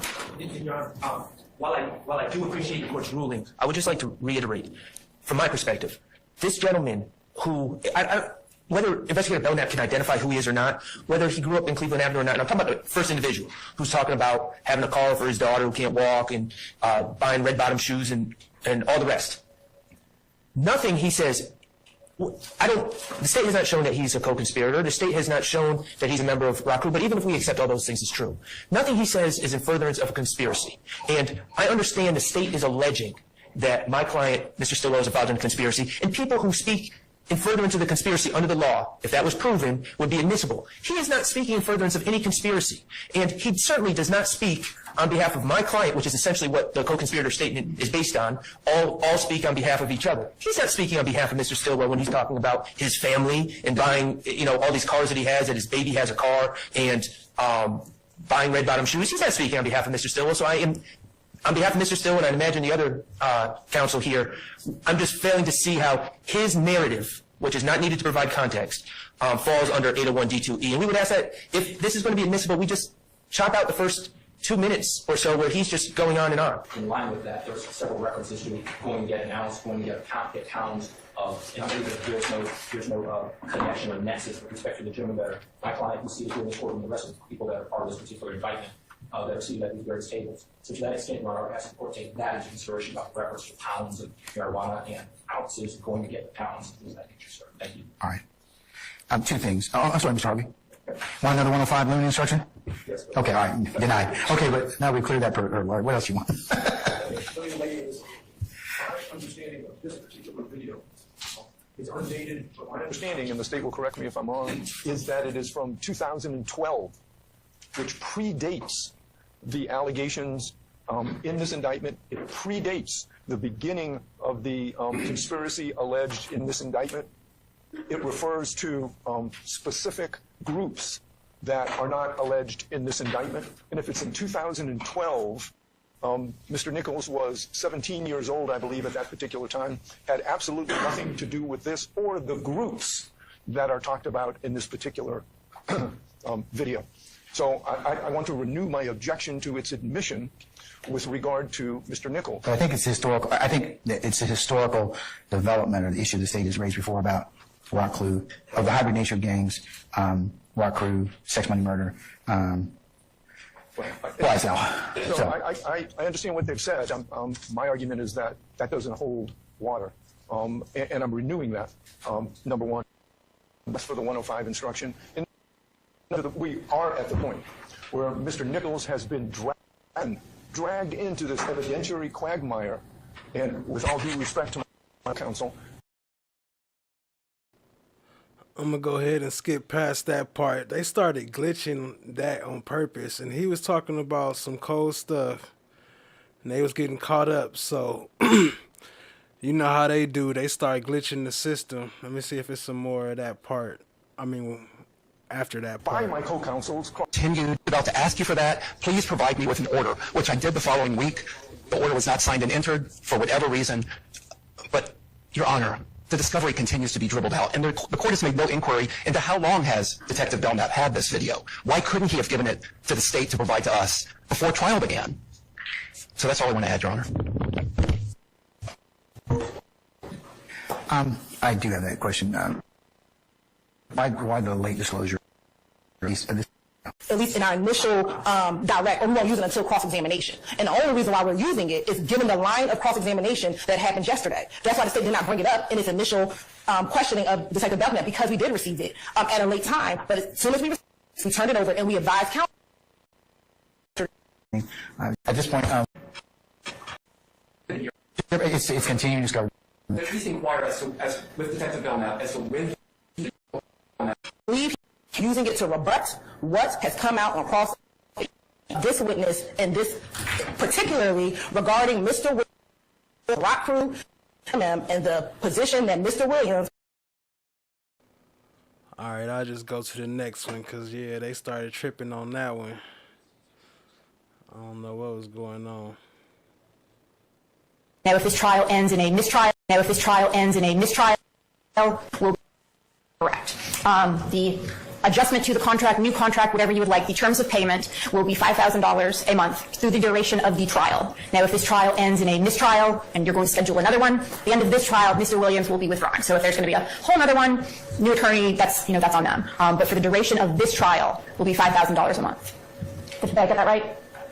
Yes, Your Honor. We still, we want her to formally go through the process of withdrawing as an attorney would. We are just telling her that, typically our expectation of any private attorney is that they stay with the case throughout the duration of the case, regardless of if there's a mistrial, they would stay on. We understand her particular circumstances. We're not going to object or have any issue with her withdrawing once this trial is completed, if that's what she wants to do, and her client's okay with that. Yeah, of course, there's some other variables that need to be addressed, so we can cross that bridge when if we get to it. And there's one other thing that Ms. Glazer and I were discussing, that we're giving you what we agree upon today. Okay. One thing I'm still discussing is, as in the statute, the GPDC can come to the county and ask for additional money. That for perhaps some of the parts of the trial where it would be extremely beneficial for Mr. Williams to have another attorney with her, if the GPDC at that point would be willing to ask the county to step in. And it would be up to you all. You said, no, yes, no, that's up to you guys, but they would ask for that. And we've not been able to agree upon whether they would be willing to make that we will request portion of the agreement. Yeah, I mean, we can certainly look at that. That's, of course, through Superior Court administration, and it's not in the realm of a reality for an ask, because, as you all pointed out, Mr. Williams is the only attorney on this bond representing Mr. Ryan, and that poses some challenges in and of itself. And this case has gone on a while, and it's not a marathon. It's not a sprint, it's a marathon. So, yeah, so you do need to kind of, I can see some situations where it would be helpful for her to have some support.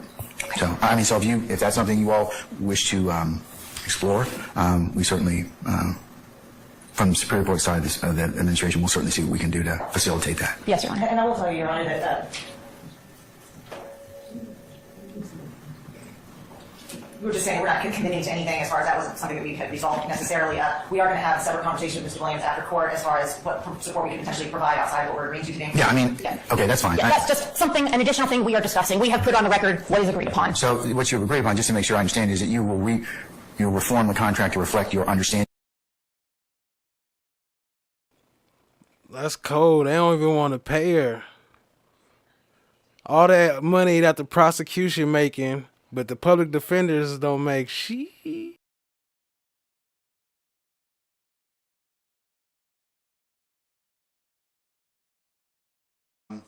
It's unlike Pitts and the other cases where you've got somebody who's making that call. You're basically it's already in a third party situation because she's relating kind of what she thinks is going on now.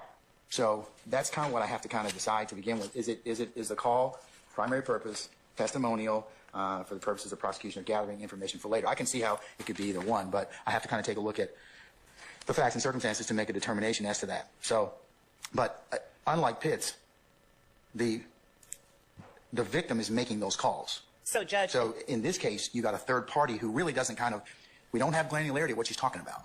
I mean, and so I have some problems with that to begin with. So I would like to separate out and point out that the content of the call, the fact that there is a matter that she is trying to get the police there to address, and the credibility of the content of the call is a matter, again, that I believe belongs within, is it hearsay and is there an exception? Before we get to what she is saying as it relates to whether or not this is trustworthy, and I believe with respect that is what the crux of that particular issue that the court just pointed out, is it trustworthy? This is a third person making a call about something she just experienced. So is what she is saying trustworthy? I'll give you that much, but okay. And so for the purposes of that, Your Honor, I believe that will fall after the court makes that determination as to the confrontation clause. And as in Davis versus Washington, testimonial statements, when made during a police interrogation under circumstances that objectively indicate the primary purpose of the interrogation is to enable police assistance to meet an ongoing emergency. And that is exactly what, even if she says it's like, it's not an emergency, don't make a big deal out of this, come get this person out of my neighbor's house. Essentially, that's what she's saying. I don't want to call it, the reason she says, and it is apparent from the call, objectively listening to it, the reason she says it's not an emergency, even though her voice is panicked, is that I don't think her voice is panicked. She's kind of just talking. I mean, she's talking in low tones. I don't, at least from the court's perspective, I'll disagree with you. I don't think yes, Your Honor. I don't think it's an emergency. Your I mean, and she herself says it's not an emergency. You can hear him right there say, I don't think it's emergency. Even her voice is not panicked, but he still let it in and said it's emergency. That's coming up. Watch. Like I said, I got to look at the reason she says, and it is apparent from the call, objectively listening to it, the reason she says it's not an emergency, even though her voice is panicked, is that I don't think her voice is panicked. She's kind of just talking. I mean, she's talking in low tones. I don't, at least from the court's perspective, I'll disagree with you. I don't think yes, Your Honor. I don't think it's an emergency. Your I mean, and she herself says it's not an emergency.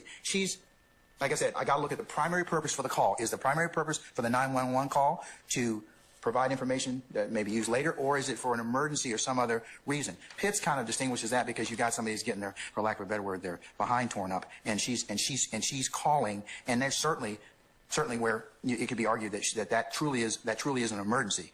In this particular circumstance, it seems like she's relating information. Because that's the first thing out of her mouth. I can't discount that. The first thing out of her mouth is not an emergency. Because 911, what's your emergency? And she's not saying, hey, my neighbor is getting blah, blah, blah, or that I heard this and this, and I've seen this, and that's kind of where we are. Where she's relating a third party. I mean, and that's kind of that's the issue of whether or not I got to struggle is whether or not it's testimony or for the purpose of primary purpose. Okay? I can see how I understand the state's argument, I understand the defense argument. That's what I got to kind of wrestle with to begin with. And then I'll decide whether or not it falls under any of the exceptions to the hearsay rule. I agree with Mr. Steele. You didn't give notice under the residual hearsay, so I'm not going to consider it under that. Your Honor, and Mr. Steele did point out the very last argument that we made and sort of went past the first two. But going back, you need to focus on whether it's testimonial, because if I don't find it's testimonial, I don't have to go to the other second prong. First step is if it's testimonial, it ends there. If I find that it's not testimonial, then I'll move to whether or not it falls within a hearsay exception. But I'm not convinced it's not testimonial yet. What was the citation? 306, Georgia, 726, specifically at Penn Site 730, assistance in a situation involving immediate danger. Her words reflect she's panicked, she's not answering, her mother and her child. She has said every hot button word that would get assistance quickly to any objectively listening person. if someone called you and said those very same words to you, if a neighbor of yours called you and said, oh my God, Sally across the way just called, she just came over here panicked, and now she's in the house and she's not answering. She just came over here. She said this guy that just shot somebody is in her house. I'd ask Your Honor, what would Your Honor think? And what would Your Honor do? Would Your Honor consider that call from your neighbor one that the neighbor is making to establish some future prosecution? And then once she turned the car around, was she going back into the direction that she was leaving the apartment complex? Yes. All right. And once she turned around, what happened? Once she turned around, she was driving as if she was ready to leave the apartment complex. Like, cause I was assuming she didn't see the incident because she was like she was ready to head out the apartment complex. And that's when I told her to stop right here, and I just jumped out.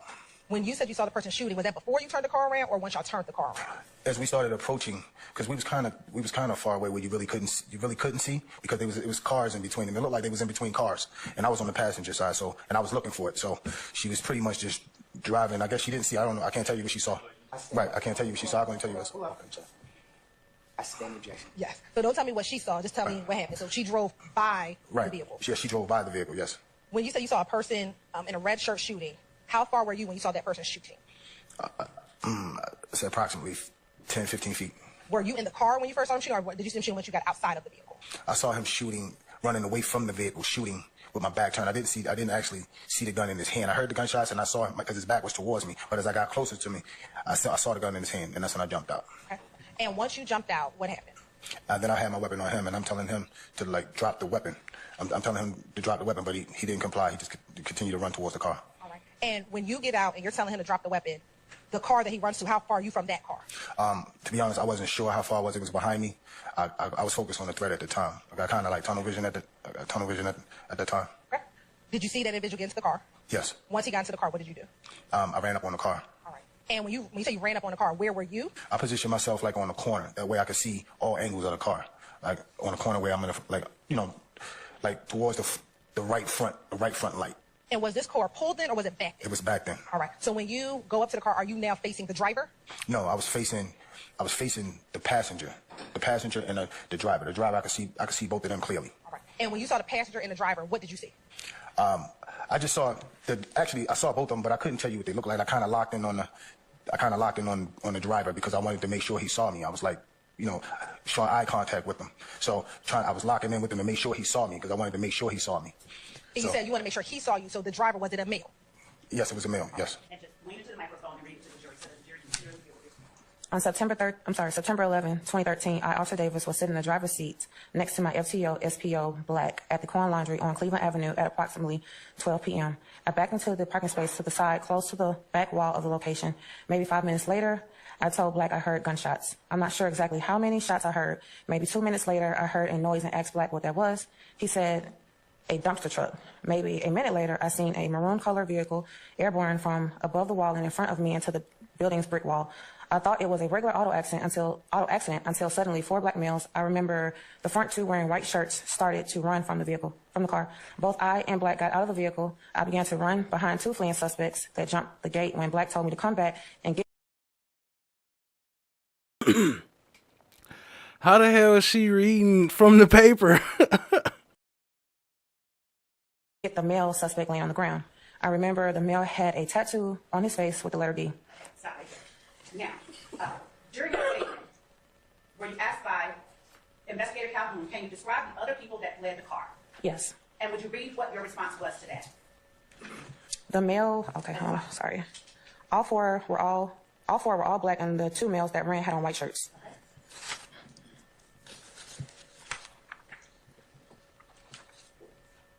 House, you've been called as a witness. Have you had an opportunity to sit down with the state and discuss your testimony or your recollection prior to today? Yes. Okay, when did that happen?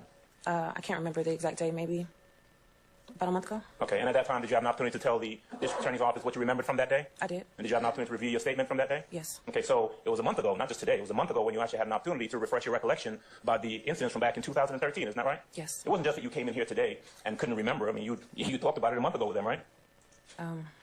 We discussed it a month ago. Yeah, did they ask you questions? They did. Ask you what you remembered? Yes. Ask you what people were wearing, that sort of thing? Yes. Okay. All right, but you didn't remember any of that when you came in here today? I needed a refresher. Okay. Just need to refresh your memory. You didn't need to read the whole report. I needed a refresher. Gotcha. Okay. Let me ask you a couple questions about that day. You were not either before or after this incident occurred, you are not the main investigator on this particular case. Is that right? No, I was in field training. Right. And in fact, did you give any sort of written statements other than when you were asked questions by Investigator Calhoun? Did you give a written report that detailed everything that happened on that day? No, I only wrote the statement with Investigator Calhoun. Okay. And then you talked about you were sitting in the passenger side of the vehicle that we saw, the police vehicle. Is that right? I was on the driver's side. You're on the driver's side. You were driving? The vehicle was parked. Okay. Were you the driver that day, or were you just... That day, yes. Okay. All right, so okay, and you pursued two of them that went towards defense, I guess, right? Right. All right. What color shirts were those two wearing? So it was 4 males. 2 of them had on white shirts. Okay. All right. And there were additional 2 who remained or were by the vehicle. Is that correct? I don't know. You don't remember? It was 4 males. 2 of them had on white shirts, and 2 males, if I'm not mistaken, ran. Okay. All right. So the ones that had on the white shirts, were those the ones that stayed there by the car? I'm not sure. Okay. Let me ask you something very specific then. The one that was on the ground, the one that you referenced had the D tattooed on his forehead. What color was his shirt? I'm not sure. You don't remember? No. Okay. You remember anybody wearing a red shirt, ma'am? I'm not sure. You don't know? I don't remember. How about a blue shirt? Remember anyone wearing a blue shirt? I can't recall. No? Okay. When you met with the state a month ago, right, to go over your testimony and to be prepared to come in here to testify, did they ask you any questions? Were you asked any questions about someone wearing a red shirt? I can't recall if they asked me about that. You don't remember that? Okay. So you had one individual who was on the ground that was, who was bleeding? It was one of the males out of the vehicle that was bleeding. You remember which one? No. No? You remember where they came from, out of the vehicle? No. Okay. You remember you remember who was in the driver's seat of that vehicle? No. Okay. You remember who came out of the driver's side of the vehicle? I just know it was 4 males in a vehicle and 4 males got out. Okay. You don't remember which one came from and I'm just talking specifically about the ones who remained there at the location, right? I mean, you saw them get out of the car, right? I saw 4 males get out the car. Okay. And you sure it was 4? 4. Okay.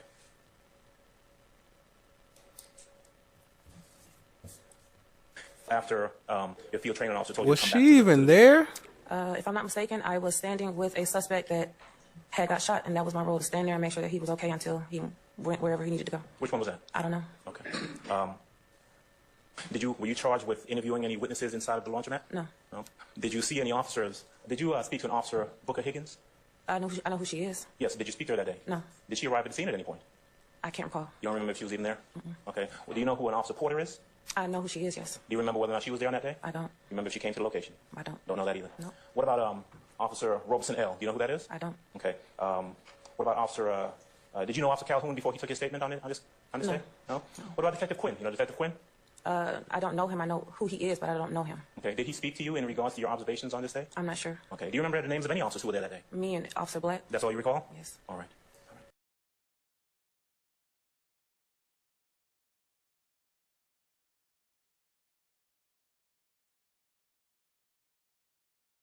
You have? Right. Okay. She doesn't like my drug use. Not gonna like why I was there. Okay. And at some point, you end up speaking to law enforcement.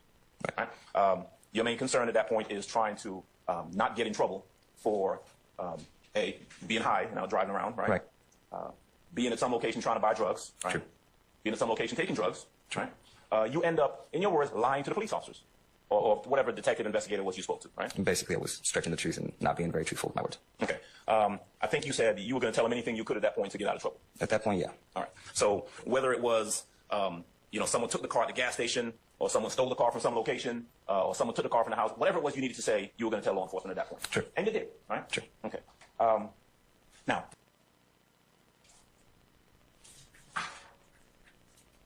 I do have an objection, Judge. I have some questions to the witness in regards to this What's your objection, sir? foundation.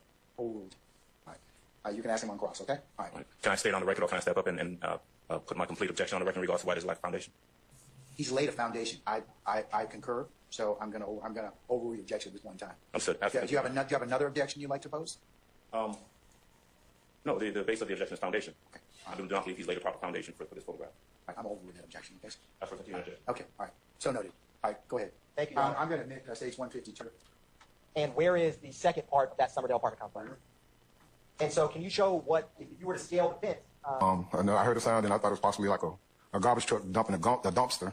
I said, it sounds like a dumpster or something. And we start hearing more sounds as it started getting closer. And then that's when I said, it sounds like it's getting closer. And then that thing, a car just dropped to my right, just out of the sky.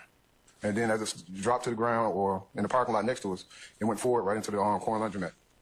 I'm going to publish what's been already admitted as State's Exhibit 33 chart.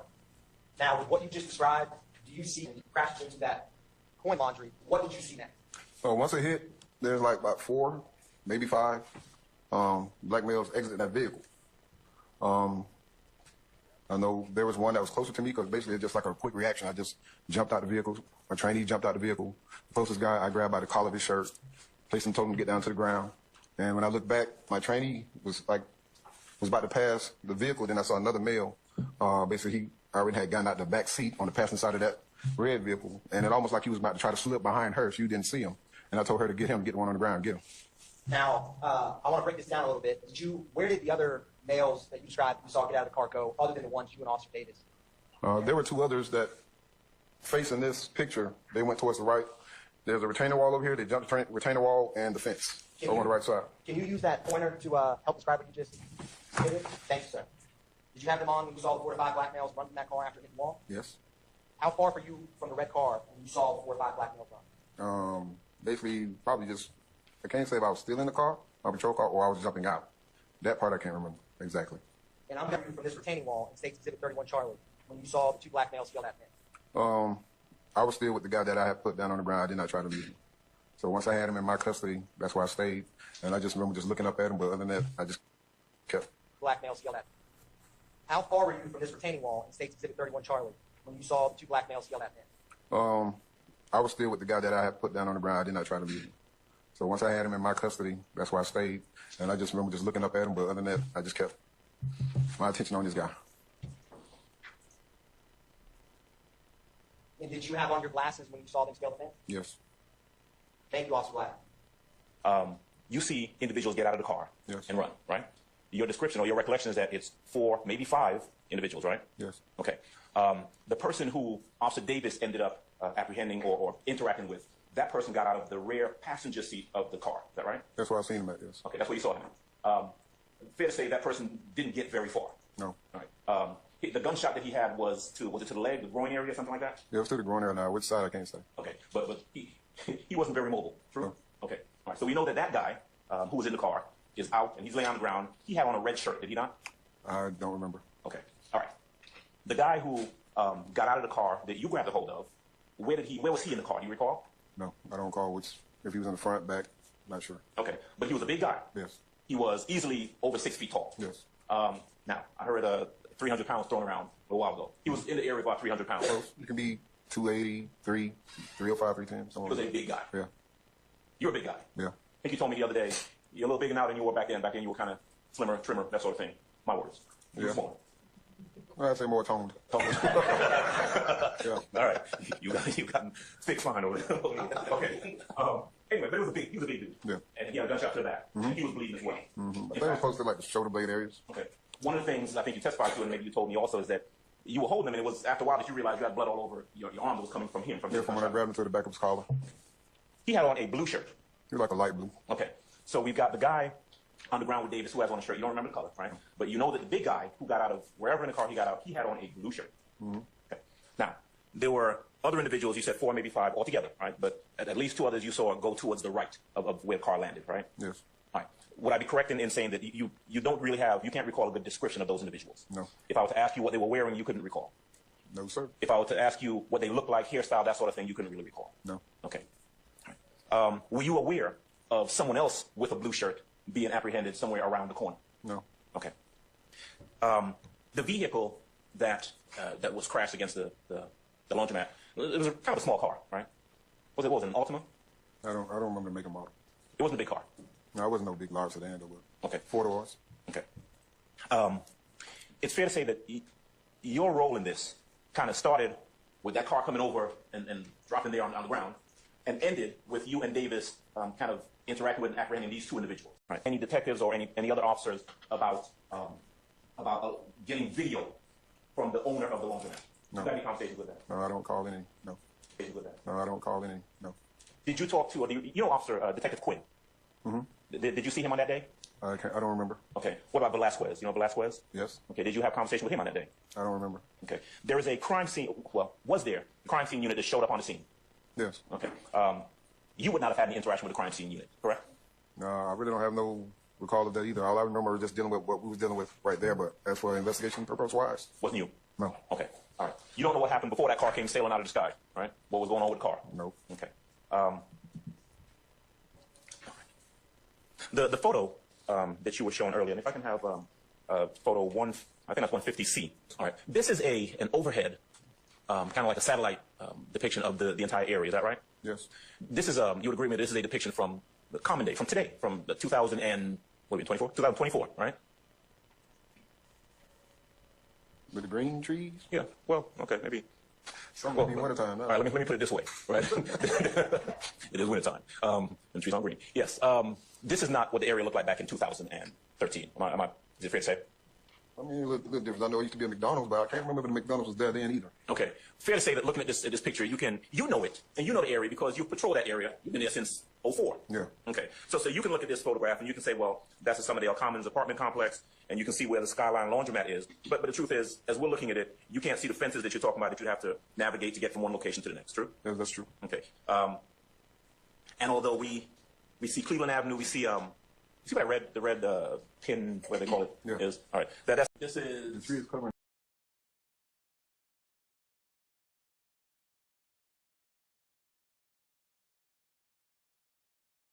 Didn't initially go to the police after the robbery occurred, but when people came and shot up her house, She went. To initially go what the child said. That's our intent, not to introduce what the child said, correct? Okay. Just the fact that she didn't initially go to the police after the robbery occurred, but when people came and shot up her house, She went. to the Okay. All right. All right. To that extent, I will deny Mr. Williams 41, but with that caveat in the sense of what will be admissible in regards to the incident of May 12th of 2013. And Your Honor, in relation to just listening to the court's ruling there, in relation to what the court said about defendant Williams' motion on limit, we were talking about motion on limit 40, we were talking about the 911 call. So the court's ruling was that it denied the motion to exclude the 911 call, but with the caveat that a portion of it was to be redacted. No, I agree. I'm going to allow the 911 call. Okay. With that caveat.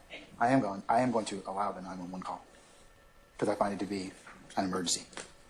But I've redacted that particular portion that references that statement that's testimonial. So Your Honor, would the court prefer that the state, since the defendant moved to exclude that call, would the court prefer that the state present to the court proposed order? You can submit one and show it to Mr. Steele, and I'll look at it. Okay. Yes, Your Honor. All right. Excellent.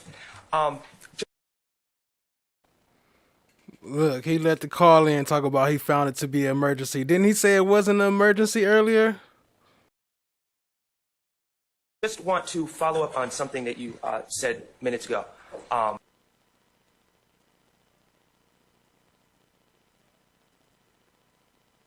Yes. Okay, that's accurate for what you said? Give or take, yeah. Okay.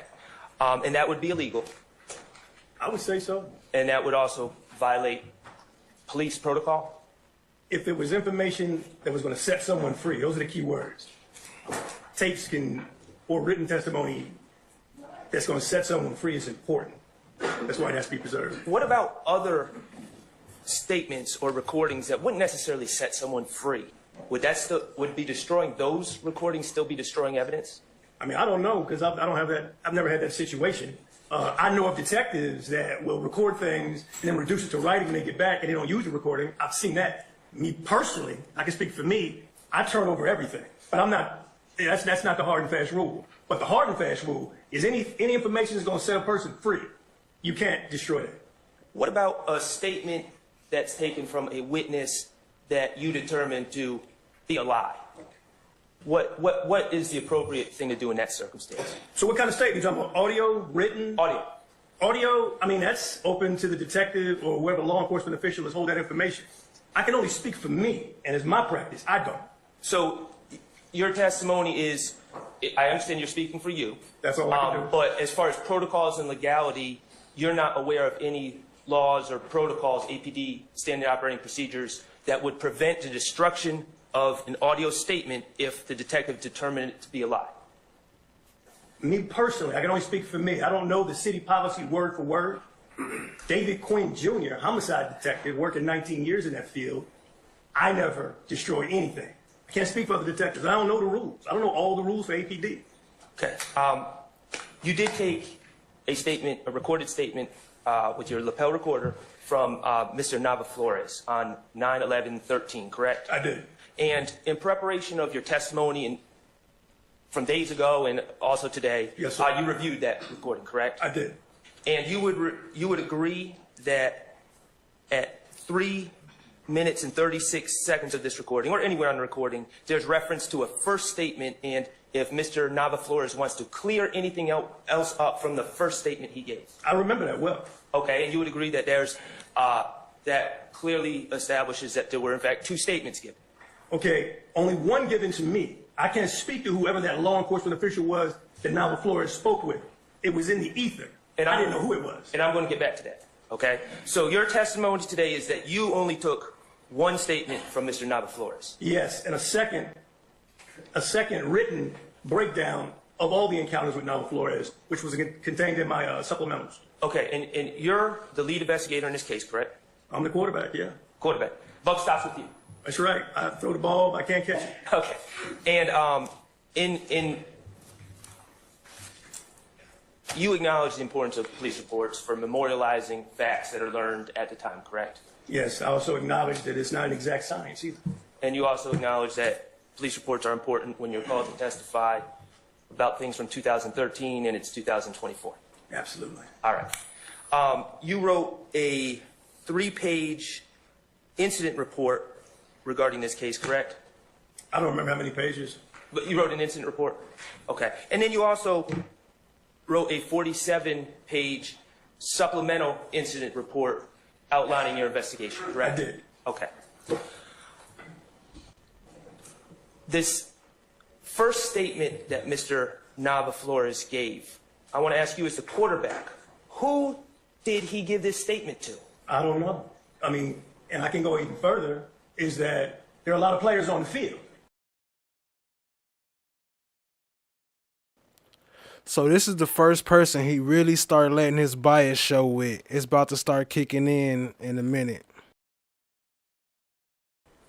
But when I heard from some law enforcement, that it was going to be a reported stolen vehicle, which mucks up or throws a monkey wrench in my investigation. Who told you that information? That there was I don't know. It was in the ether. This is in the fog of investigation. Lions, tigers, and bears on mine. That's what was going on out there. And it was something happening. It was something happening out there where it was going to be a reported stolen car with that crashed up car at 126 Cleveland. So I said, when I got up on the hill, I'm like, I needed nothing but truth. I don't care whatever he told. It was a litany of law enforcement. And why he keeps saying that the car wasn't stolen and that's going to throw a monkey wrench in his investigation? Like, how did he know the car wasn't stolen? Out there. Again, the fog of the game. Okay, but the fog didn't make that statement, did it? I don't know who made it. Okay. It was a person. Exactly. And I'm asking you who that person was. I don't know. Okay. Is it in your 47-page report, does it indicate to you who gave you that information? Not at all. Basis. Sustained. Do you have officers and detectives? You're not the only one with a recording device, are you? I don't know. There are people out there, but I don't know what they carry on or how to record information. Okay. Do you have a recording from this initial statement given by Mr. Nava-Flores? I do not. Do you have an APD? Yes, sir. Can I say this? Yes. I don't know if it was recorded or was it just a verbal statement. Because verbal statements are statements just like recorded statements. Technology has not changed facts or information.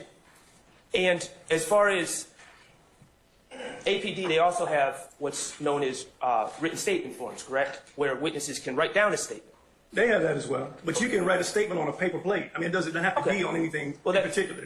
There's no ceremony to a statement. Do you have a paper plate with Mr. Nava-Flores' original statement written on it? Not on this case, but in my career, working 19 years, somebody did write me a statement on a paper plate. That's all we had back in 2001, if you want a literal example. Well, I'm just focusing on this case. So you do not have a paper plate with Mr. Nava-Flores' statement written on it? What about a written statement form used by APD? Do you have a written statement form with Mr. Nava-Flores' original statement? I do not. Okay.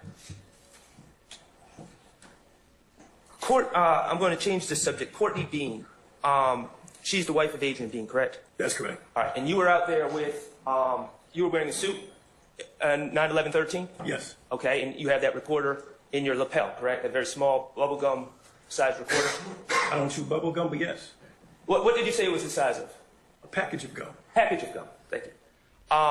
So you had that with you on that date, correct? I did. And you encountered Courtney Bean at 2233 Macon Drive that afternoon? I did.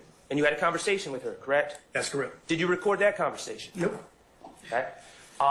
You also had a phone conversation the next day with Courtney Bean, correct? I did. Did you record that phone conversation? I did not. Okay. Thank you. I have no further questions. Next examiner. All right, anybody else? But didn't he say you always record Before Mr. Steele, everything, anybody though? else?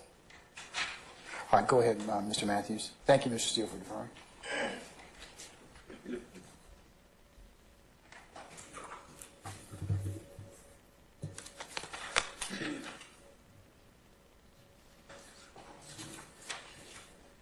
Detective Quinn, good afternoon, sir. Good afternoon, sir. Just have a few questions for you. Yes, sir. You indicated on direct examination that, if I got it right, it says, I don't arrest anyone off of one person's word only. Is that correct? That's generally my practice. Okay. And that's your practice because you want additional corroborative evidence other than just a person's word, right? In most cases, yes. And the reason you want that is because when people give you a story or a statement, A, they could be telling the truth, correct? That's correct. B, they could be lying, correct? You're correct again. And C, it could be a little bit of both, right? Sometimes it works out that way. So when we're dealing with corroborative evidence, you want to know if they're eyewitnesses, right? I love eyewitnesses, yes. You love eyewitnesses because they are there and they can actually tell you what they saw, correct? Absolutely. They can tell you what they heard, right? Yes. But even though a witness, an eyewitness, tells you what they saw and what they heard, even an eyewitness can be mistaken, correct? That's been my experience. That's why corroborative evidence always is a good assistant. Now, when you are at the scene of a crime that's been committed, whether it be a murder, an armed robbery, an act of assault, what have you, you're going to knock on doors if you can, right? Knocking on doors is my favorite part, so I always reserve that for myself. Okay. And in addition to knocking on doors, well, let me back up. You don't investigate a case without going to the scene, correct? Glanville, not always correct. I've worked hundreds of Good afternoon, ladies and gentlemen. Please be seated. Okay. Let's talk about active cases that are under investigation that haven't gone cold. You get. What are we speaking of? Because my victims are all dead. And again, act of assault is not a crime, and armed robbery are crimes I normally investigate. I'm just trying to understand where you're coming from. Well, I mean, if you believe that a person was robbed and that person is not dead, then that's going to be an alleged victim, correct? That's correct. Okay. So the person that you have in the interview room might give you a different version of events than what the alleged victim says happened, right? That happens. Okay. Now, and in some instances, the person that you're talking to that's in that interview room, they may have their cell phone with them, correct? Sometimes, not all the time. And in some instances, when they do have that cell phone with them, you may ask them, can I look at your phone, right? I've done that before. Okay. And if they agree to allow you to look into their phone, you'll scroll through the phone. Sometimes you don't. But, I mean, I'm trying to be fair. That's, Yeah, that's fair. I mean, we don't have to like bring it up or show me anything. Okay. Now, do you know who he spoke with? When I say he, Mr. Bean spoke with prior to speaking with you? Not at all. Do you know what the location of this interrogation, interview, meeting, whatever you want to call it? I can only assume, which, I don't think I can even say what it would assume unless you want me to. Well, assumptions don't help. So. Oh, they help in this situation, I think. Well, do you know? How about Nope. that? All right. Do you know what questions were asked of Mr. Bean? I know nothing because no one gave me anything in written form or verbal form for me to evaluate. Or recording, I guess, right? Correct. And I think it's obvious now, but you don't know the answers given. I don't. All right.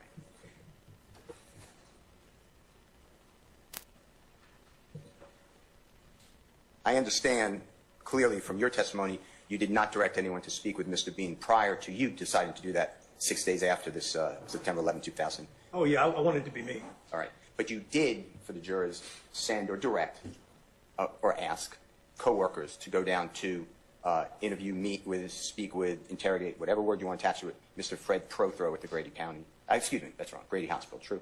Yeah, not just Fred Prothrow, Walter Murphy as well. I was about to get to him. And the two people you sent, if you remember, coworkers of yours, Detective Lewis? That's correct. Detective, I'm sorry. That's Tracy Lewis. Detective Calvin. Yes. And do you know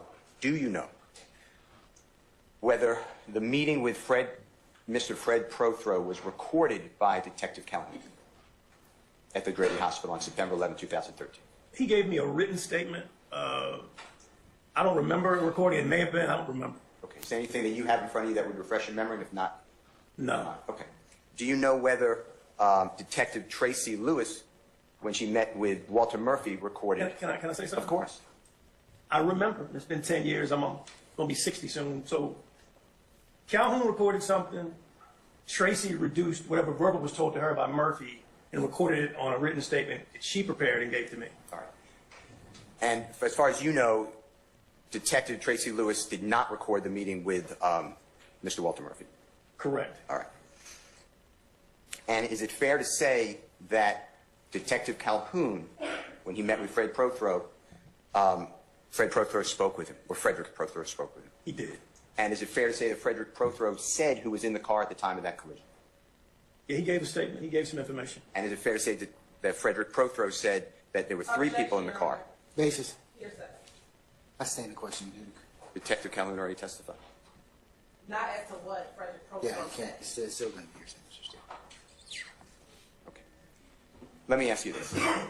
Let's go to the non-recorded meeting, interview, interrogation, whatever the right word is, between Detective Lewis and Walter Murphy. Okay? Okay. You received a summary investigative note at the City of Atlanta Police Department statement or police report from Detective Lewis on that event, that occasion. Is that fair to say? I did. Sometime that week, after she reduced it to writing, she gave it to me for the file. Okay. And do you remember it being dated either the 18th of September or the 17th of September? And I'll check if you don't remember. 2000. I don't remember if they showed it to me. Okay. I know that she only did that one interview down there. When she reduced it to writing, she may put the day she actually reduced it to writing, but I don't know. She'd have to tell you.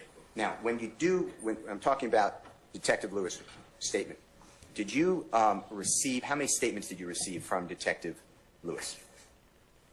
Pardon me, Mr. How many, that's fine. How many statements did you receive from? She distracted him real quick, huh? Detective Lewis concerning her interview with Mr. Walter Murphy? Just that one. Did you ever see a second statement from Detective Lewis that was whited out? These are my words. Blocked out, deleted, anything. It's not in my memory banks. I don't remember that. Okay. I want to show you 2 items, okay? Okay. Give me 1 second.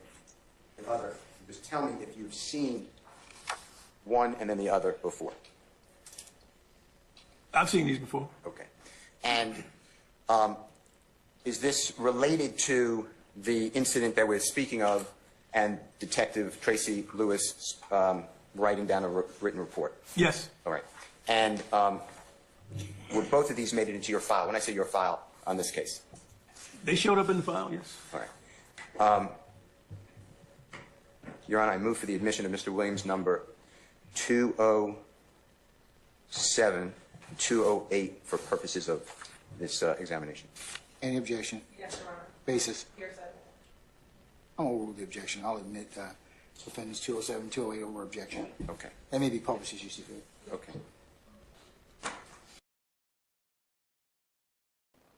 Okay, pay attention. He overruled that, right? He admitted it and said it may be published, right?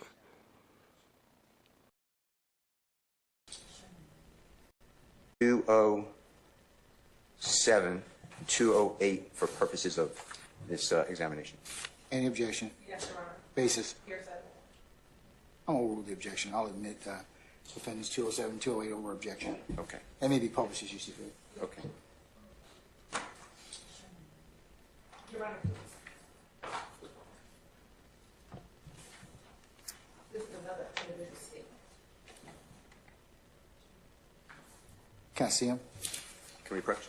Yeah. Put your hand on Mr. Kearns, please. All right, Ms. Hilton, what's the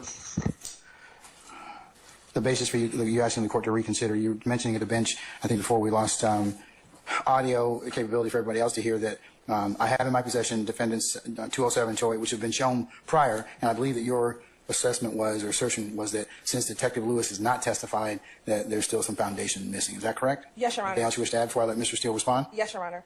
Defense Exhibit 207 and 208 are copies of Detective Lewis's written report or summary that she provided to Detective Quinn as part of his as a part of her portion of the investigation. So 207 is hearsay because Detective Lewis has not testified. Then it's hearsay within hearsay because it is her summary of what Walter Murphy told her. And although Investigator Quinn is the investigative detective, the reason why it's hearsay is that Detective Lewis hasn't testified in this trial at all. Additionally, Your Honor, the way that these reports first came about was whether or not he could tell if Detective Quinn could tell if a portion of this was deleted or whited out. Do we have the originals of these reports? This is what was turned over, Your Honor. I believe what Mr. Steele could ask him, and looking at 207-208, he can ask, does it appear that something was whited out? But that's about as far as he can go. As far as introducing 207-208, that would be rank hearsay because he's trying to get in her statement without her having to testify and get in what Walter Murphy told him, and Walter Murphy has not testified. And so the content of what's contained within 207-208, if published, would be hearsay. You mean like the 911 call that he let in? Hearsay. Now, if he wanted to ask him, can you look at 207-208 and tell if something's been whited out, he can ask them that question, but he cannot, to admit 207 and 208 would be admitting rank hearsay, Your Honor. Can't be speculation. So how would you address if the court also told you that this might be a best evidence issue? Because the original document, and since you're asserting that this particular, what's inside the document, or the document itself is important in this particular situation, would fall under that particular rule, unless an exception was meted. I'll say these two copies are copies of what was turned over in discovery, so I won't make a best evidence argument, Your Honor, because this is what was provided in discovery. However, it is hearsay to have Detective Quinn testify as to the contents of what is inside of 207-208. He can solely, and without publishing to the jury, he can ask, is there a distinction or a difference between these two pieces of paper, but to admit it and to have him talk about anything contained within, and it would be hearsay, Your Honor. Mr. Steele? Your Honor, I am not offering 207 for the truth of the matter asserted. In fact, I have spoken with Mr. Walter Murphy, and he has told me that he did not say that there were 4 people in the car. I am not admitting it for the truth. Okay, we don't have Walter Murphy's testimony yet, so that's based upon your investigation or the like, right? Coming. I'm sorry? The state put us on notice that he is coming in the next series of witnesses. Then why don't we defer this until he testifies? Because I have him on cross, and the reason it's important, Your Honor, I'm not as interested in the content. I'm interested in the fact. I'm not saying it's not important, Mr. Steele, but you've got some foundational issues in this case. Unless the state says, hey, we're willing to stipulate as to this, I think you're going to need a little to lay the foundation. That Detective Lewis would have to testify to get the rest of this foundation. I don't believe so. Okay, why not? Because all I want to do. What's the legal basis? What case law do you have? What rule of evidence are you asking me to admit this under? Because the state's issue is foundation this one time, and hearsay. The court's issue is foundation. Their issue is hearsay. It's non-hearsay because I'm not offering for the truth. The second part is in 207 versus 208. If you look at them, these are statements for a supplement incident report. But if you notice, Your Honor, they are signed at the bottom, both of them. I've seen the documents before because we've had several witnesses testify about them. So, but if you notice, Your Honor, they are signed at the bottom, both of them. I've seen the documents before because we've had several witnesses testify about them. So, but no one testified. Well, this time. This particular issue has been brought up before the court. I raised it to the court. Yes, and I'm telling you, I have no doubt that it's probably. See how quick he be to lie for the state? Talking about they testified and no one testified, and he just moved right past it like he didn't say that. It's relevant evidence, whatever. It's just foundation. If the state's not willing to. Foundation, even if you're going to offer it for whatever the purpose is, like you just told me, you still have some foundation that's missing. Well, Detective Quinn just testified that he received both. My question to him is going to be, how do you, meaning Detective Quinn is the quarterback, how do you explain, or please explain, what is 208? Did you inquire about 208? I'm not as interested in the content as I am that the fact that 208 is a different document than 207. It cuts off, deleted, I don't know, I'm going to ask him. Yet it's signed as being sworn upon oath that the foregoing is true, correct, complete, and legible. And this is clearly not complete, in my opinion. All I'm going to do is ask him, did you inquire about this? He is the lead detective. He is here now, and I believe that this is important to show, if the jurors believe it, if the jurors want to use it, that somebody changed the report. Okay, I have no disagreement with you. It's just foundation. So until such time as the foundation is completed, I'm going to sustain the objection. Well, okay. Well, then let me make a proffer. May I do that? You can make a proffer, certainly, but it's still not going to change the foundation. In terms of Detective Lewis would still have to testify, but you can make a proffer. The state's not calling. Well, I shouldn't say that. I believe they are going to call Detective Lewis. Is that? That's not on the list. They may be called, but they're not on the. I'm not being told they're calling. The state has no intention to call Detective Lewis in this case. The defense counsel could call Detective Lewis in their case if they choose to want to determine whether or not what happened here or not. But no, the state does not intend to. Okay, all right, okay. So make your proffer, sir, if you choose to do so. But you can, if you choose to present a case for Mr. Williams at the appropriate time, not saying that you can do that if you desire, you could call Detective Lewis, right? I can subpoena Detective Lewis. Yeah, okay, all right. But what's your proffer you'd like to make at this time? But I'm really not using it for Detective Lewis. I'm using it for Detective Quinn, who is testifying right now. But it's still a foundational issue, Mr. Steele. If you want to admit the documents, to ask those questions that you're asking about, it's still a foundation. But foundation for whom?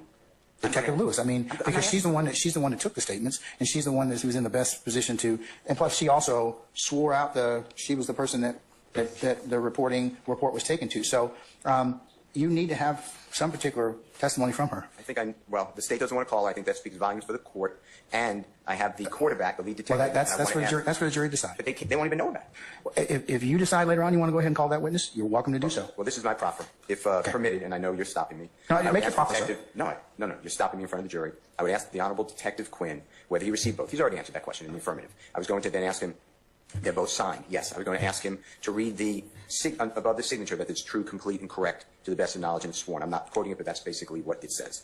And he would answer accordingly. Then I was going to ask him, right where it says he, meaning Mr. Walter Murphy, advised me during and it's blacked out, which is different. That's in 208, different than in 207. He advised that. So the language is different. And then it says, all of a sudden, 3 other males, one being named Bean, drove to a laundromat.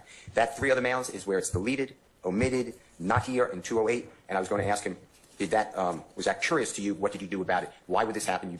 We've heard over and over again, he's been with City of Atlanta Police Department 19 years. The state relied over my objections on his knowledge and his techniques and his investigatory experience, and I wanted to ask him the same questions. I am not asking anything about hearsay. I believe the foundation was laid because he got them both, and I want to know what he did about it. That's my question for Detective Quinn.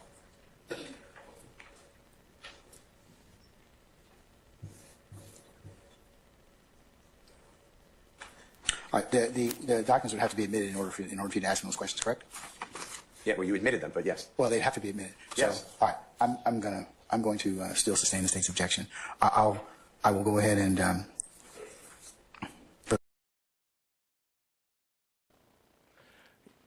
Forgot he already said they admit it and publish, and you can publish as you see fit.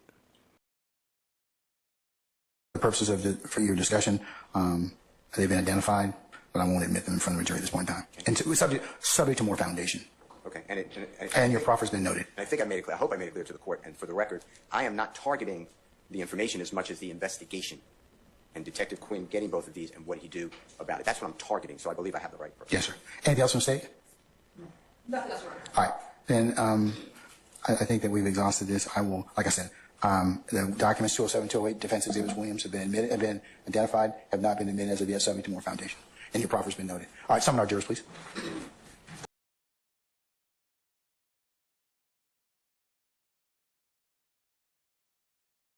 Would you do me a favor? Is it typical when you were with the City of Atlanta, 2013, to have a form such as found in, let's say, 208, Mr. Williams 208? Is that a typical form? When you say form, are you talking about a statement form or? Yeah, the supplemental incident report, narrative only. Is that something that's used? This is customarily with a detective that assisted me. They would reduce whatever they did on my scene or in furtherance of my investigation.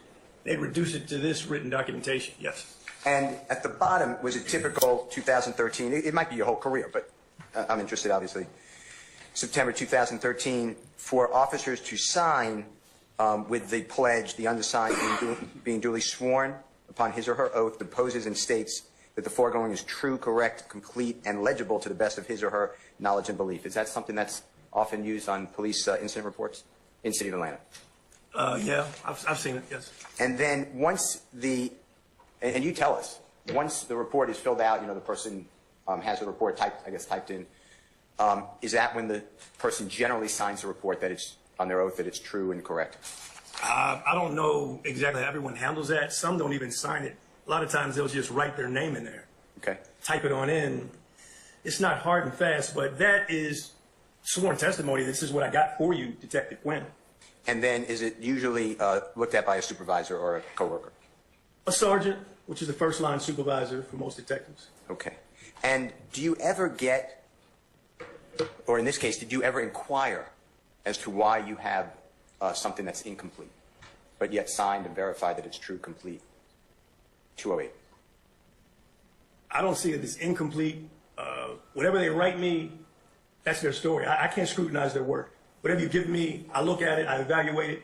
I see how it fits into my investigation. So. Do you see how it's just has a sentence just stopped? Yeah, I don't understand that. It didn't matter to me at the time. Like, it didn't stick out.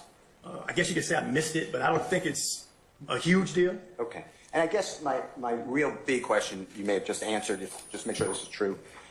You either missed it or it didn't occur to you that it was incomplete. Is that fair to say? And if it's not, just tell us what was going on. I'll explain. Whoever does something for me, I get whatever they give me.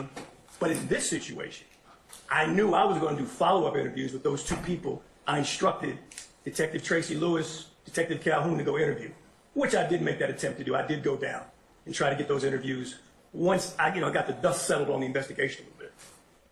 Okay. Now, you've spoken, and I heard your testimony, that known witnesses to not be truthful. In the hundreds of cases I've worked, yeah, there's been witnesses, there's been people that have given statements that have been truthful. It's up to the detective to test the veracity of information he receives or she receives. And some potential witnesses may not be truthful because they have an agenda, like getting a deal. Is that, you know what I mean by a deal? What a deal is, but what are you talking about as it pertains to this case? Well, we're accurate. How about that? Is that true? People, in most cases, even cops sometimes. I mean, I've had a lot of volume, a lot of cases that have come to me. It's different almost every time. And he told you he did not have a gun during this incident that we're talking about. Fair to say? That's fair. And he told you originally that he said that he wasn't the driver of the car. Is that fair to say? He never told me he wasn't the driver of the car. That's a good point. He told you that he told the detective who originally spoke with him that he was not the driver of the car. Whoever that detective or detectives were. And that mitigates, because the driver of the car almost killed Officer Roberson out. Fair to say? That's why I was there. And the driver of the car also came through a gate, or broke through a gate at an apartment complex, right? He did. And the driver of the car, presumably, and if you don't know this, I don't know, there could have been another car or a child or a human being jogging that, when the crash through the gate, was right there. And I think I shared that on the interview with Bain, that, you could really mess some folks up if kids were on those tricycles, so yes. Yeah, and the tricycle you're talking about, that's at the house that Mr. Bean took out part of the porch, ran over the tricycle, then careened over the ledge. Is that all correct? A very reckless act, yes. And he also told you he knew nothing about the armed robbery before it happened, right? That's what he told you. You talking about in the beginning of the statement? Yeah. The beginning of our statement when we were together inside homicide? Yeah, don't you remember all the statement that... Talking about the lean deal? Exactly. Yeah. And yeah, he was minimizing his exposure. He talked about buying some cough syrup, drank, whatever they call it. And do you remember him also telling you that he never saw the officer, Roberson L., who was right at the car? You remember him telling you that? And you remember, if you watched the video, I said I didn't believe it. No, I'm not criticizing you at all. I'm saying that's what Mr. Bean was saying. Absolutely. He was, I don't want to use the word lie, but he was not being forthright. Fair to say? Yeah, I would say so. Most people hold on to something. In my experience, most people... Your Honor, cause for speculation. Bean telling you, or having a conversation, and he might not have said this, so correct me. He's a nonviolent person? You're probably paraphrasing, but yeah, he's not into the wet work. Now, you did find out that Mr. Bean, just within a year of September 11, 2013, he had shot 2 unarmed men. Do you know that? I never looked into that investigation. I plugged my ears whenever I heard it because that was a case I knew nothing about. It didn't interest me. My main concern, my focus, was understanding why the officer used deadly force on 9/11/2013. Is it potentially violent to shoot 2 unarmed people? I mean, I think it's obvious. Anytime you shoot a human, unless it's self-defense. I don't see, and that's another thing. I don't know what that situation was. Was it self-defense? I don't know. All right. So let's talk. Excuse me, then I can show you a document if you need it. I don't remember off the rip like that. Do you remember Officer Ashley Davis saying that it was there were 2 people, remember that? 2 people running? I do remember that. Wearing white shirts. Do you remember that? You'd have to show me just so I can confirm it. I mean, I have a pretty decent memory, but I can't remember all that. It is not a problem. You just give me a second? Take your time, counselor. I may have to show you on a computer, but hold on one second. That's fine. you have it? You don't mind me? And then, do you remember Mr. Walter Murphy wearing a red shirt? I remember that, yes, from the statement given by Detective Robertson and Booker Higgins. And do you and he was taken in custody. Okay. And I wasn't there for that. And do you remember Mr. Bean wearing a blue shirt? I don't remember what he was wearing unless you got a picture of him. I'll show it to you. I'll show you a document, see if it helps you. And then do you remember Mr. Fred Prothro wearing also a blue shirt? I don't remember Fred's shirt. Okay. Let me see if I can help refresh that memory, okay? Yes, sir. Your Honor, just give me one more second, please.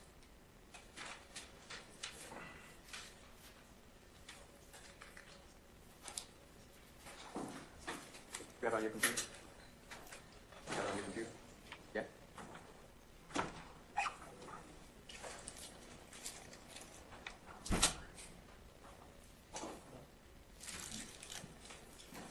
Your Honor, just give me 1 second. I may need Mr. Kokomo to bring up his computer, Your Honor. Oh, I think I got it. Thank you, sir.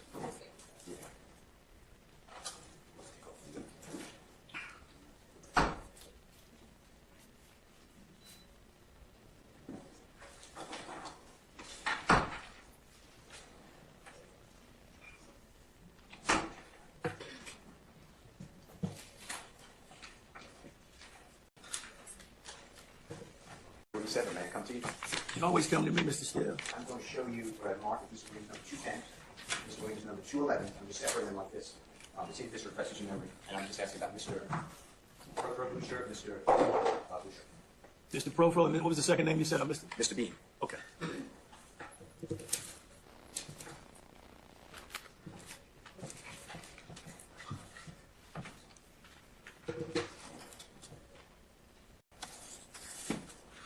I see it. And then on 210, Mr. Williams 210, if you refresh your memory, second page also, then Mr. Bean was in a blue shirt. Your objection as to who is the individual, I don't believe that. What's the basis? I think that's assuming that client's Your Honor, that's not assuming anything. I'm over the objection. Sir, you can answer it if you can, Detective. Based on the girth and the size indicated here, that's the only reason I'm arriving at Mr. Prothro. For 209? For 210. Page 2. May I see it, if you don't mind? I'm just looking at the height and weight. That's fine. If you look at A.B. Calhoun, he was between 280 and 300 pounds, and no one was closer to that number than Mr. Prothro. Everybody else in the car were flyweights. Can I just look at it? Sure. Take it back for a second.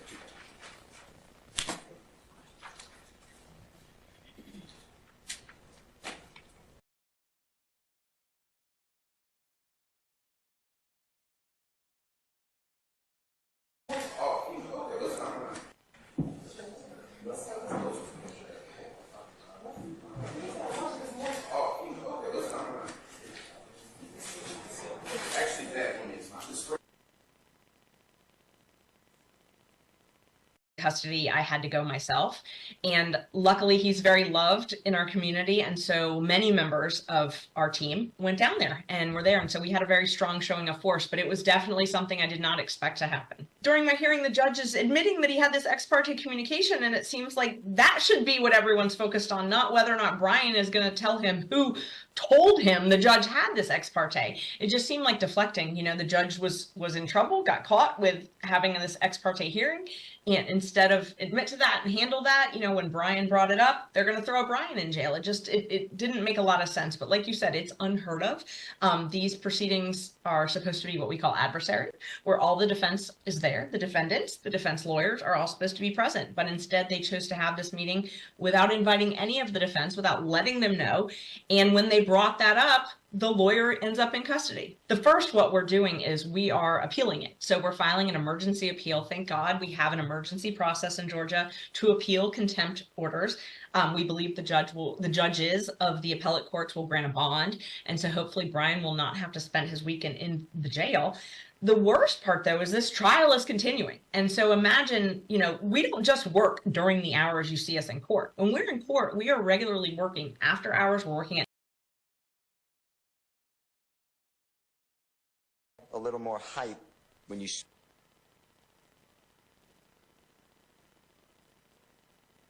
But you do have to, but you have been properly summoned here as a witness. Lie to them. I remember y'all trying to assassinate me right now in 2024. That's what I remember. That's what I remember. All this going on right here on this, got me up on this stand, talking about this and that third, all this extra stuff that's going on. Your Honor, am I on trial, Your Honor? Sir, you just have to answer the questions, unfortunately, at this point in time, okay? That's all I can tell you. Am I on trial? No, sir, you're not on trial. But you have been properly summoned here as a witness, and you're subject to examination until I release you. I never consent to do none of this, sir. I ain't signed nothing. My name ain't on nothing. They come get me. They y'all don't threaten to lock me up. Hey, I got a family too. I mean, come on, I done told y'all I don't remember that from 2013. Come with these conversations. Hey, you know, remember we was in front of the house? The conversation we had in front of the house before we went to the Kroger? Keep it 100, man. With yourself. I can't hear you, Mr. Bean. Can you take your mask off if you wouldn't mind? Keep it 100 with yourself, not me. We had a conversation in front of the house. Yeah. Before we went to the Kroger. Yeah. You asked to go to the I never agreed to do none of this from the beginning. Before we even had this, what you just played. Mr. Bean. I keep telling y'all I remember that for 2013. I didn't really remember that then. Mr. Bean, who threatened to lock you up? Sir, I talked to Your Honor. Your Honor, tell you something. You know, sir, answer. I'm on trial for anything. Can I be excused, Your Honor, for something? Because I really don't understand what's going on. I don't remember. My head hurt. They keep asking me questions about this. Keep asking me questions about that. About 2013, I don't remember. No, you can't be excused at this point in time, Mr. Bean. You're subject to examination. I don't remember. Who you just told the jury, the Honorable Judge Glanville, and all of us that you've been threatened to be locked up. I didn't consent to come get on the stand to be a witness, first of all. Who threatened you to lock you? Lock you up means go to jail. There wasn't no threat. The subpoena go out. They say you don't show up, they're gonna lock you up and go to jail or whatever, and all this little extra stuff like that right there. I ain't here to point fingers at nobody, say nothing like that. That ain't my job. But you just said it ain't for me to mention what nobody got going on in their life. I got my own problem. Who threatened you? You just told the jury that you've been threatened. I done had all kind of threats, man. Y'all just explored my whole phone number on to the world. People calling my phone right now threatening me, texting my phone. I ain't had no sleep. I've been up all night since yesterday, 7 o'clock, from 7 o'clock yesterday to 6 o'clock this morning. Still getting calls. Still getting texts. That's my personal line y'all just gave out. On live to the public, to the whole wide world. Who threatened to put you in jail, Mr. He's answered that question already, Mr. Steele. Let's move on from that. Do you remember telling Detective Quinn on September 17, 2023, that when speaking on a jail-recorded lines, your wife, I'm visualizing the story, trying to make it all one. You know what I'm saying? I ain't telling them a lot. A little shenanigan, be bold, blank. Remember saying that? Ms.love already asked me 1,001 questions. I told her I don't recall nothing from 2013. I don't even recall the conversation really that me and you even had. If somebody else push up on me, ask me questions, let somebody else come to. I give them a story too. Moved on my life, man. I ain't got time for these games. Y'all done assassinated me, man. Hey, it's about time for some actions now. All these blogs, all these channels, my face all over the news, everything like that. Keep on asking questions. I'm telling you, I don't recall. All right, ladies and gentlemen, please be seated. Our jury has left us, and we have Juror 213. Juror 213, good afternoon, madam. Okay, can you speak up for me a little bit? Use your outside. Mate. So, how long? Do you have an objection, Mr.? I'm overruled the objection. Mr. Bean, you may answer the question. I don't even know the question. Do you remember whether Mr. Steele or his investigators started that recorder during the course of you all's conversation? No, I can't recall that. Do you remember saying that they did to anyone within the DA's office? Objection leading? I'll state objection.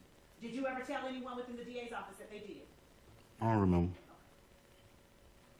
And when Mr. Steele asked you about being in front of your house in a car with his investigator, were you, Mr. Steele and his investigator, the only people present when you made or did the interview with Mr. Steele and his investigator? I don't remember. Was your son there? I don't remember. Did you tell anyone with the DA's office that your son was there? I don't remember. And while you were speaking with Mr. Steele and his investigator, did Mr. Steele tell you what to say when you came in here today? Mr. Steele, you've got, I'm sorry. Mr. Steele, you cannot comment, okay?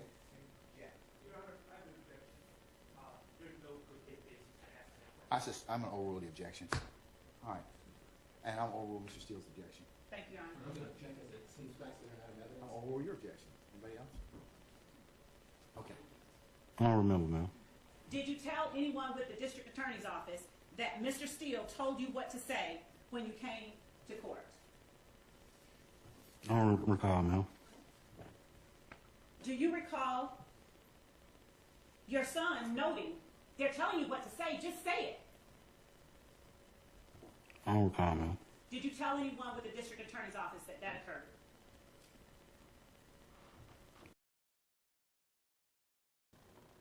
Where's the evidence of all that? Where's she getting this from? Ain't that facts not in evidence? No, ma'am. Did you tell anyone with the district attorney's office that someone standing next to you told you to just go ahead and say what they're telling you to say? No, ma'am. And do you remember what Mr. Steele asked you on cross? Do you remember explaining that they, meaning the detectives, tried to force Jeffrey Williams or Young Thug into it? Do you remember saying that? And you answered, I think that was something you said, right? Do you remember when that happened on cross-examination last week? No, I don't remember. I've been asked 1,000,001 questions. I don't remember. Fair enough. When you were asked and you played this recording by Mr. Steele during cross-examination, was it you or was it Mr. Steele who said, did you tell the police, it is on recording, that Jeffrey Williams was involved in an armed robbery because the police told you to say that so you would get out of trouble? Is that the reason? Was that you or Mr. Steele saying those words? Objection, Your Honor. Compound question. All of those words I'll together. sustain the objection. Just break it. Was it you or Mr. Steele saying the words, it is on recording that Jeffrey Williams was involved in an armed robbery because the police told you to say that? I don't remember.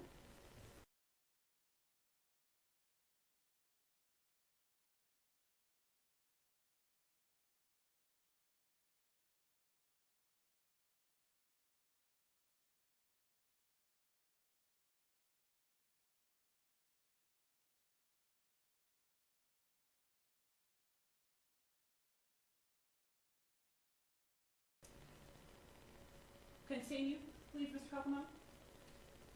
That's the one I want to do. I'm not going to send it to you. But for what you say, the reason that you would have a jail call with your wife and a friend of yours or whoever, you can tell us. That's because the same reason. Just the police gave you something in the story tell you you're just going to say it to everybody. Okay. Was those words that we just heard, the reason you would have a jail call with your wife and a friend of yours or whoever you're going to tell us, were those words spoken by you or Mr. Steele? That ain't my words.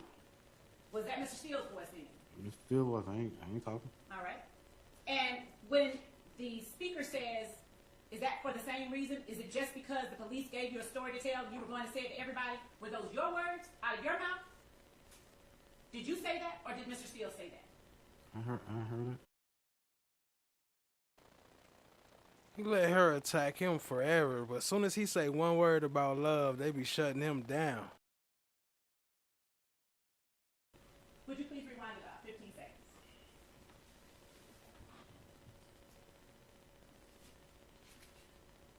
Just give you something in the story tell you you're just going to say it. Whose voice is that? Yours or Mr. Steele? Well, his voice, but I don't really recall the conversation that we Fair had. enough. But that wasn't your voice? That ain't my voice. Okay. Now, you heard the recording that Mr. Steele played for you. Do you know how many recordings Mr. Steele made during his conversations? I don't remember. Do you know if he made more than one? Objection as soon as facts are in evidence. It's an open-ended question. I don't remember. Get Verizon. Can you hear me now? No, Judge, I wanted to renew my motion for severance on behalf of Mr. Nichols for the continuing prejudicial spillover that has been ongoing, number one. Number two, that I believe has segued into personal attacks between opposing counsel, which I think has threatened a fair trial for Mr. Nichols. I think that the current cross-examination suggesting that counsel is putting facts before the jury that don't have any foundation or to confuse them or through an investigator that aren't exactly facts that are and can be established as prosecutorial misconduct. I'd refer to specifically, for example, with those examples, with regard to confusing the jury, with regard to someone's investigator, United States versus Rios, R-I-O-S, 611 Fed 2nd, 1335, at 1342. That's a 10th Circuit case from 1979. I am not talking about the quantum of proof. Well, I am for the spillover effect. But the nature of the attacks on co-counsel and lack of any connection of any of this evidence for the last, how many days has Mr. Bean been on the stand? How many trial days? None of which has any specific connection to Mr. Nichols whatsoever. So based upon what I believe is now personal attacks between lawyers and nothing to do with Mr. Nichols, the spillover effect has now reached a point where I believe we are entitled to a severance and or my favorite and your favorite, the 105 instruction. Yes, sir. Thank you. Okay, Ms. Hunt or Ms. Hilton. It would be, Your Honor. Judge, this information, the evidence that is being presented through this witness is one of the overt acts listed in the indictment. It is a part of count 1 with which Mr. Harvey's client is charged in this indictment. Is that I will pass. The jury cannot be relying on the words created or the words according to the state. And then the transcript. It is only to be used as a Part and parcel of something that's already been admitted. We'll just listen to it. I think they're well within their rights as an ask to take a look at the transcript and listen to it. But we've almost burned the rest of the day. We'll burn the rest of the day doing that. And I am sure that you'd like to finish, Mr. Bean. I would. So, Your Honor, we don't have to use the transcript.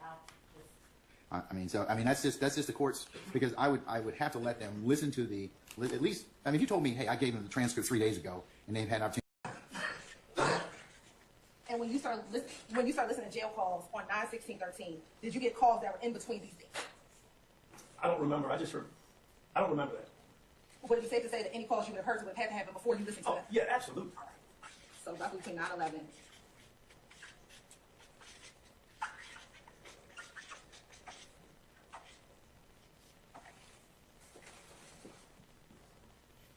In preparation for this case today, have you had an opportunity to listen to some of those jail calls that you pulled back in September 2013? Yes, ma'am, I have.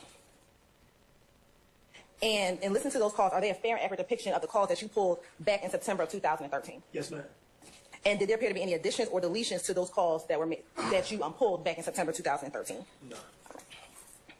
Your Honor, at this time, the state would like to show Detective Quinn Exhibit 175, which contains calls A through C. Your Honor, State's Exhibit 175A was already admitted yesterday. 175 Charlie Alpha was already admitted yesterday, Your Honor. What is State's Exhibit 175 Charlie cooking fried chicken? The second call after that is a call where she's at the baseball game, and that's very identifiable. It is the third call that I advise that I will ask the court if we take a brief break so I can just identify which call that is so that they can know, but I've identified that 2 of the 3 calls. Do you have any objections to the baseball or chicken call? I know that's what do you have your video yet? Okay, well. So Probably not really objection, but the prosecutor trying to figure out which jail call to do more. Don't put in additional 3, tell us what they are.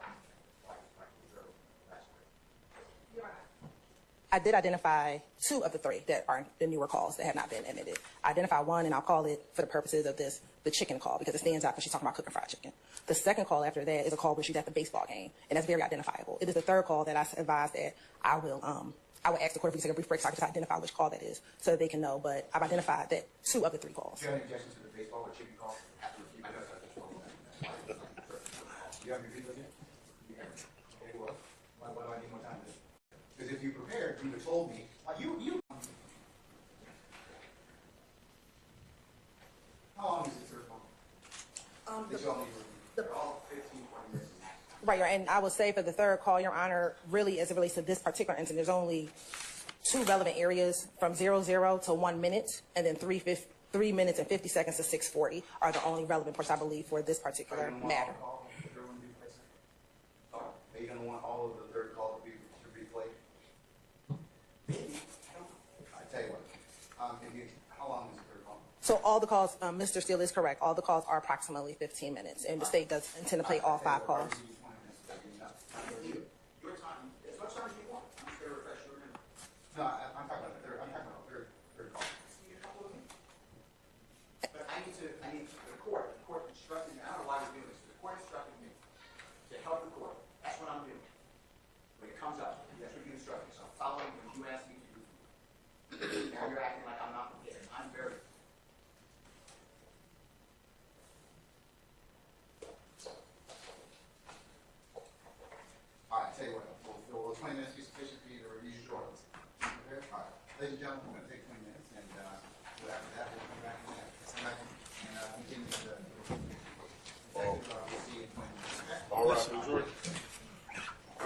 today. So just a decision about. I thought you were going to take more time for that because.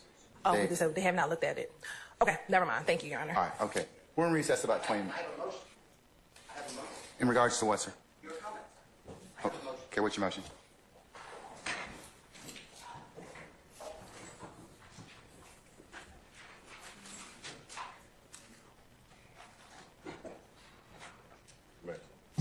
This is the second time that this honorable court in front of the jury has addressed me inappropriately and wrongly.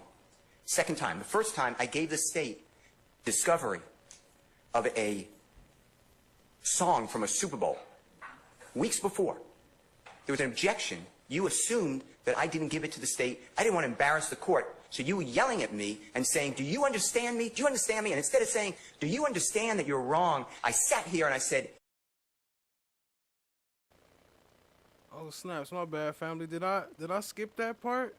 Let me rewind some. My bad. Let me check and see if I skipped it when he was yelling at him. yes, Your Honor.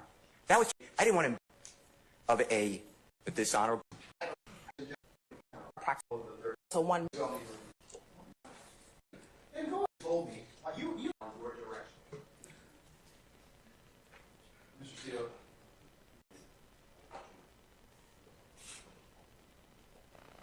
That's right, because the volume was low, so I skipped it.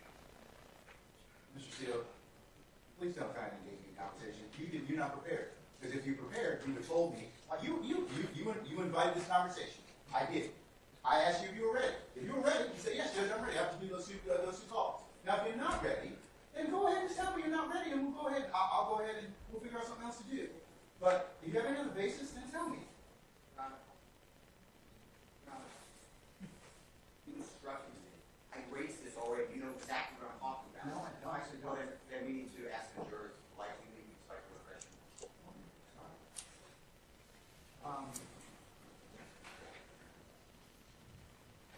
How long is this third one? All 15, 20 minutes. Right, and I would say for the third call, Your Honor, really as it relates to this particular incident, there's only two relevant areas from 00.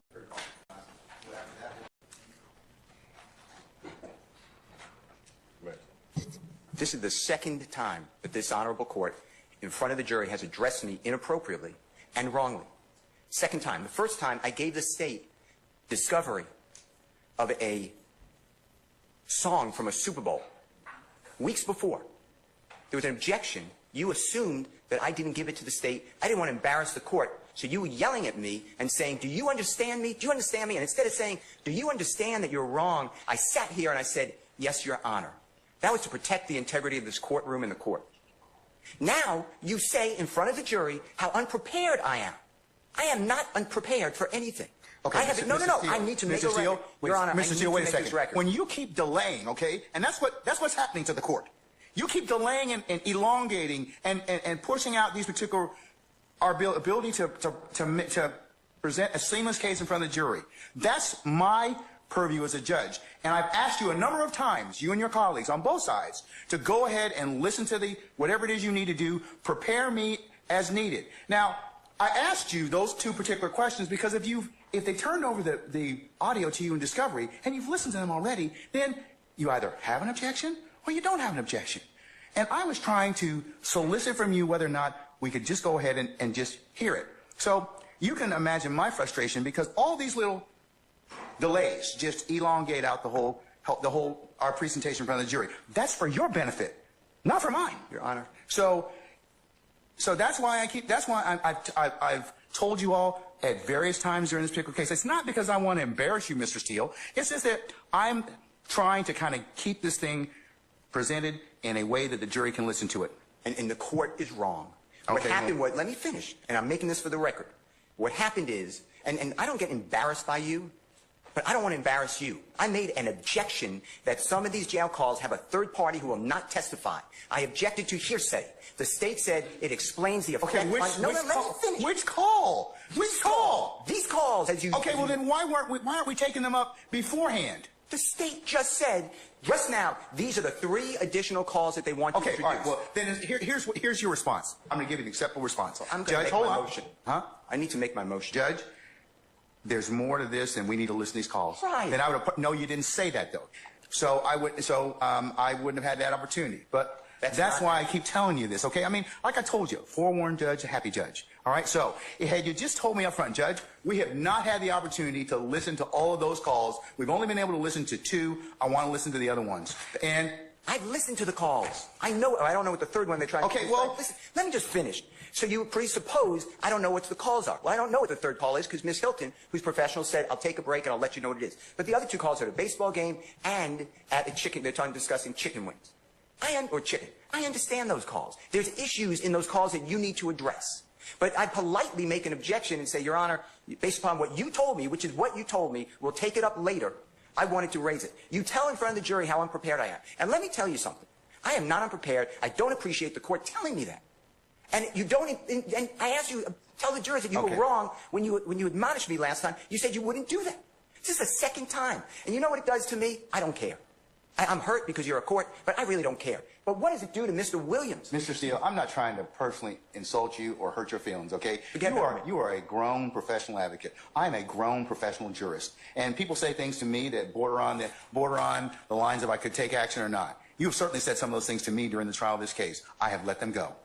So, sir, that's just the trial. That's just the trial of the case, okay? No, but that man's life is here.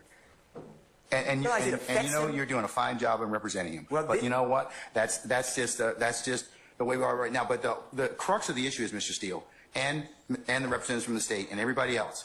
What happens right now is I have to take a break in order to vet all of these issues, which I'm required to do, Mr. Steele. And that's what is kind of disappointing to me because I have given you all this administrative time, all these breaks to go ahead and do this, and this is what delays the presentation of this case in front of the jury. You know, if I would have done what the state did, and I'm not poking anything at Ms. Hilton, you would have said to me, why didn't you share those calls with him before?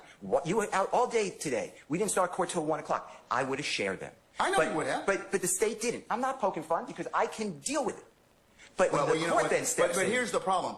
I have a problem with it because here's, at the end of the day, I got to listen to a 15-minute call. You don't have to listen to anything. But you have to make a ruling on it. Yes, but I have to listen to it in order to make a ruling on those. And even if you said you've listened to the chicken call and the baseball call, and if you say there's other issues that come into play, it's better for us to take those things up before I ask for that jury. And I could have done that this morning. I could have done that at another point in time. So, I mean... I raised this issue to you, and I don't remember the date, but it was days ago.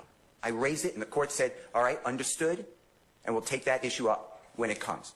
Now, what am I supposed to do? Okay. Sit there and say no objection? No. I said, Judge, it's an issue we need to take up. Not at all. And in addition to that, today alone, and this happens, today alone, the state introduced 2 exhibits. I've never been given them before, ever. You know what I did? No problem. No problem. Because I think that's professional. One was a Google map. It needs to be clarified for the record that it was not done on September 11, 2013. And then a map with little dots with 0.4 miles I've never seen before. But I didn't do anything, Your Honor. I want to move the case. But when the court, it gives me no pleasure in saying this. I believe that this honorable court is biased against Mr. Williams and or his counsel. And I ask you to consider recusing yourself or don't do this again to me. This is inappropriate to me. I respect you, but what am I supposed to do? Sit there while you do this? I didn't do anything wrong. I did exactly what you teach me to do and the courts teach me to do. All right. But instead, no, I got to finish this. Then I get told to this court says by Prosecutor Love that I'm not being candid with the court and I'm misrepresenting because Mr. Bean never went to the hospital at Grady on September 11, 2013, and Ms.love has a document on the desk to prove it. I sat right in front of Your Honor at the table, at the bench, and I said, I'd be careful what you say. It's not accurate. Ms.love looked down on me, and she said, it is accurate. You said, we'll take a break, figure it out. After the break, you didn't even bat an eye. Ms.love said, yeah, I was totally wrong. Mr. Steele's right. He was taken to Grady. If I would have done that and called another member of the bar disingenuous, not truthful, no candor, and misrepresenting, you would have had me yelling in front of a jury. You did nothing. You didn't even ask Ms.love to apologize. I don't want her apology. I don't care about Ms.love, but I care about the court. And now if you can walk in someone else's shoes just for a minute and see what you're doing to Mr. Williams, because it's hurtful.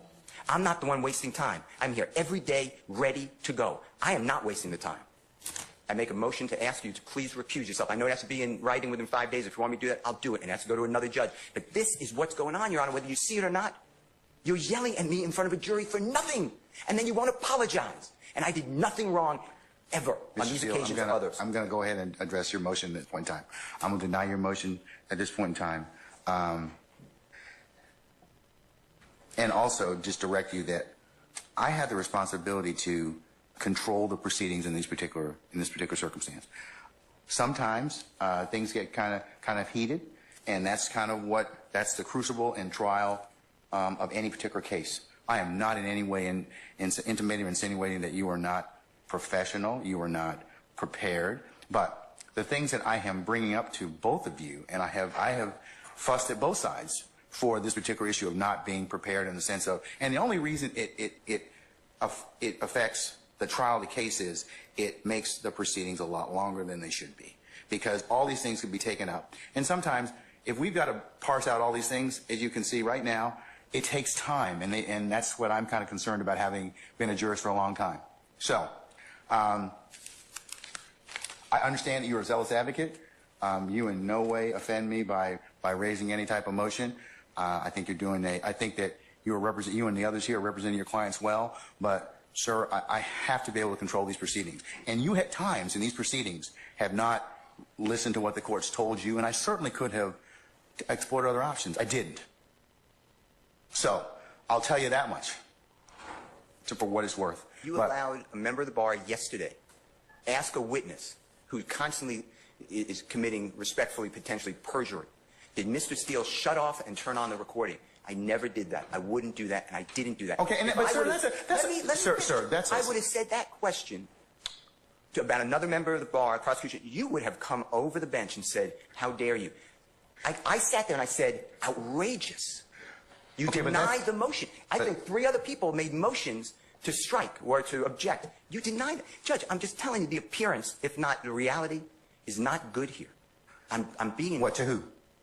To Mr. Williams. Okay, but... Maybe to the others. Maybe you're his advocate, okay? And that separate issue of whether or not you did what you did, the state accused you of that, they have the right to at least inquire about whether or not that happened. Now, whether or not it happened or not, I'm not making any comment on it, but it goes to bias, it goes to motives to misrepresent. So that never happened. No good faith. But I'm not commenting on that. That's for the jury.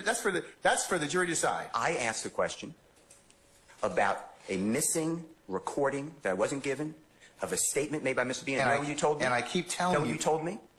You said, did the state have it? They said no. You said, nothing I can do. I tried to cross on it. You sustained an objection. Because it doesn't exist at this point in time. Now, if it exists at some point, I told you I'd say it. 1, I tell you, I apologize to you. And then 2, I'll take corrective action against the party or the entity that failed to give you that particular statement. But the point is, everyone knows he spoke to the detective beforehand. No, we don't. That's what we honest. You believe it. You honestly believe it, and that's true. On September 17th, 2013, on recording, Mr. Bean tells that to Detective Quinn. How is that far-fetched? Why would he ever say that? I lied to the other detective. Why would he ever say that? I mean, logic has to come into this courtroom at times. But you stop me from doing it, but you allow another lawyer make up that I'm stopping and starting a recording. And he says, well, I don't recall. I don't remember anything. Here's the thing. That's why probably Ms.love asked me to put it under seal for the time being. But, I mean, I'm not saying anything. But if true, that's a pretty serious accusation. If true, I'll die right now. How about that, Judge Glanville? Your Honor, I object to this. I don't care about her objection. I'm speaking with the court. Your Honor, I object. I'm speaking with the court. Okay. I'm speaking with the court. Let him finish, and then you can state your... My point is, if you don't see what's going on, it's because you're not viewing it out of the lens of a juror. Mr. Steele, I can't do that. I have to be the referee. So the jury decides those particular issues of believability and credibility. Now, I'm not getting into the throes of war between you and the state. That's your business, and that is certainly nothing to do with the throw war. No, but I mean, it's your ability as an advocate. I told you before. That's your ability as an advocate. All right. What I'm saying is, you said in front of this jury, I was unprofessional. I am not unprofessional. You were wrong. I think at that particular point in time, given the totality of what happened, that's what the court's assessment was. Sir, I am... But it was wrong. It's a snippet in time. Mr. Steele, you're a very good attorney, but I'm a professional jurist, and you may not like some of the rulings that I make, and you may not like the way that the trial is going at a particular point in time. That's for all advocates. Ms.love and her colleagues, I've told them the same thing. But I think that my job as a referee is to give you a fair trial. And that's what I'm going to do. Well, I hope that's true. But you just told the jury I'm unprepared. And I am prepared. I don't understand why you would say that. Both of you, and I'll level this against the state. Both of you, that's being unprepared because I have to then listen to this to rule on it. I understand, but I'm the only one that the jurors here, the court, take ire with. Ever. Without an apology, without... Oh, I think I've taken Ms.love and Ms. Hilton and her colleagues to task many times. No, I've heard you yell. I've taken them to task as well. I've heard you say to her, stop interrupting me, answer Oh, my that's taking them to task? The jurors never heard that. Ever. So I ask for a continuing recusal motion. I know it's not in writing, but I assume that you're ruling on it right now. That's what you're saying. Well, when you got to put it in writing, but I mean, I'll rule on it at this point in time. I'm going to deny the motion, but you need to put it in writing if that's what you wish to do, and I'll appropriate. I'm also asking for a mistrial based upon your statements. I think I made that clear, but I'm asking for a mistrial. Okay, now, Ms. Love. I don't think it's a fair forum for Mr. Williams. Okay. And I don't want to ask for a mistrial. He know he was wrong. You see him start fumbling around. But I have no choice when the court is trial based upon. I'll rule on it at this point in time. I'm going to deny the motion, but you need to put it in writing if that's what you wish to do, and I'll appropriate. I'm also asking for a mistrial based upon your statements. I think I made that clear, but I'm asking for a mistrial. Okay, now, Ms. Love. I don't think it's a fair forum for Mr. Williams. Okay. And I don't want to ask for a mistrial, but I have no choice when the court is saying what it said, that I'm not going to repeat it in front of a jury. That's hurtful. And I'm not saying me. I mean, regardless of what I think of it, it's hurtful to Mr. Williams getting a fair trial. All right, Mr. Steele. In terms of what I've told you all already, we're still going through the. I've told you all. Both sides have told you. So this just delays the trial. I mean, where I've got to rule upon other things. Well, I made this motion whenever I made it, and I raised it, and you said we'll get to it. Yeah, but it's timing. I mean, did you raise it when we first got in here this afternoon? Did you raise it yesterday? Did you raise it kind of so I could kind of take it at that point in time? None of you did. If I would have been told that there were going to be 3 additional jail calls, I could have raised it. The 2 others are already in. I didn't object. All right. Okay. All right. Ms.love? Your Honor, just the state would ask that the court deny the motion for mistrial. The state has provided to the defense these jail calls. We have actually requested more than once what portions are objectionable, what portions do they not want us to play. We have sent them to the defense in a format that they can listen to them offline without having to have the actual CD in. We have had them converted for them. A lieutenant with the district attorney's office had with a party as it relates to Mr. Steele's interaction with that party, unsolicited, after walking out from the stand. That party made comments to members of the district attorney's office. The state asked that party, and we did not assume facts that were not in evidence. We asked, unlike the question, why did you do this or why did you do that, which would assume facts that were not in evidence, and to say that did not occur or preposterous or outlandish is completely improper. Disrespect continues to be baseless, and I would ask Today, is that true? Is Mr. Steele correct? No, he is not, Your Honor. These calls have been turned over. As a matter of fact, I'm getting ready to send an email forward an email to defense counsel that shows when they asked us to have the calls converted because they could not hear it on a CD, they asked us to have these calls converted. Literally on January 5th, and I'm actually in the process of forwarding these calls, Mr. Smith sent these calls on January 5th, all of them. I believe a few weeks ago, this is the email that I'm looking for, when this case was first going to happen, probably in December. About and maybe this will give a path moving forward that's a little bit more efficient, hopefully. There are thousands of jail calls in this case. So, Your Honor, hold on. Not for this case, for Acts 5 to 7 specifically. Okay. There are thousands of jail calls for this case. So, they gave about 10, 12, however many jail calls. They're saying, I'm not going to dispute that. I don't have my computer in front of me. But it seems very inefficient to me that we're going to litigate, and you want us, the defense, to raise our objections to thousands or even 12 jail calls and suggest redactions for all these jail calls. But when did you get the jail calls? When did they tell you? Didn't they tell you like within a week or two, like I asked before, that they were going to use these calls? So, Your Honor, they just identified one is the chicken call. That's not how they are in discovery. So there's a cross-reference number. So we need to know exactly what call by the cross-reference number in discovery. There's nothing labeled chicken call. There's nothing. All right, but listen. Is there a certain number of calls for this particular type, for this particular act or acts? Yes or no? I can't. I don't have the email in front of me. So Yes, okay, so there's how many? 8, 10 calls? How many? Your Honor, there's actually 8 calls, and 2 of them were duplicates. And so in the email that I broke down to them. So in preparation, you know that if this particular act, which we've been dealing with for weeks, you only got about 12 calls to listen to, right? So yes, so you would like us to proactively state our objections for every call and litigate, because they're not using every call. Only if it becomes an issue, because if you all work it out, that's fine. I don't have any issue with that. But if it's going to be an issue, then I need to be able to vet it. I got to listen to the call. I got to listen to the evidentiary basis as to why it should be admitted or not admitted. That just gives me time to do that. And if you say it's only going to take about 15 minutes or whatever, well, it may take longer than that. You see how long we've been out dealing with this issue. So that's what I mean by forewarned judge is a happy judge. So if we could take it up and I don't have to either have them sit in their headquarters, it's better for all of you. I do not dispute anything you're saying, Your Honor. All I'm doing is suggesting that if last night or yesterday we were told tomorrow we plan on playing this call and it wasn't the chicken call or the whatever call, it was whatever the number is in the discovery or on the email, then we would certainly, I would say it would be on us. But that's not exactly what happened. I just want Your Honor, and I'm not trying to, I really like Ms. Hilton a lot, so I'm not even trying to argue with her or say she's done anything wrong. It's just, I think if we know a little bit in advance, and it's not just, the chicken call, then we would be in a better position to lodge our objections to you. Because right now they are, I assume they're getting the cross-reference numbers, so then I can bring those numbers to the defense table so we can pull up the exact calls that they want us to review. So that's kind of, I just wanted Your Honor to understand it's not as simple as just we didn't listen to the chicken call. Your Honor, if I may respond briefly.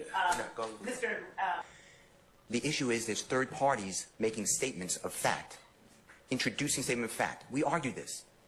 The state's position was it's non-hearsay because it goes to the effect of Mr. Bean, who will be a witness. I dispute that. I believe it's hearsay. That was the issue. Yes. You said, we'll take it up. Sure. That's it. I'm not saying I don't understand the parameters. The only call for issue is, Madam President, District Attorney Hilton said, I don't remember what the third call is. I'll let you know on a break. I was comfortable with that. But I just want you, before these jail calls are being played, to make a ruling, because I waive it.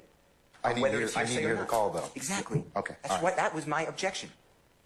That was it. And I did it in a manner that I thought was appropriate to say that we raised it. Your Honorable Court told me to let you know. And then we got here. All right. All right, N105? Okay, all right, they're both denied. I'll note your objection and the continuing objection, Mr. Harvey.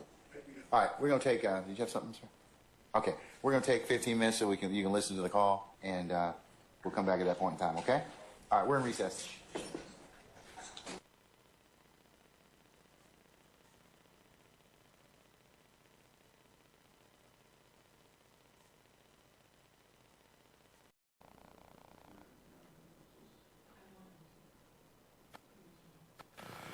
I'm the gatekeeper.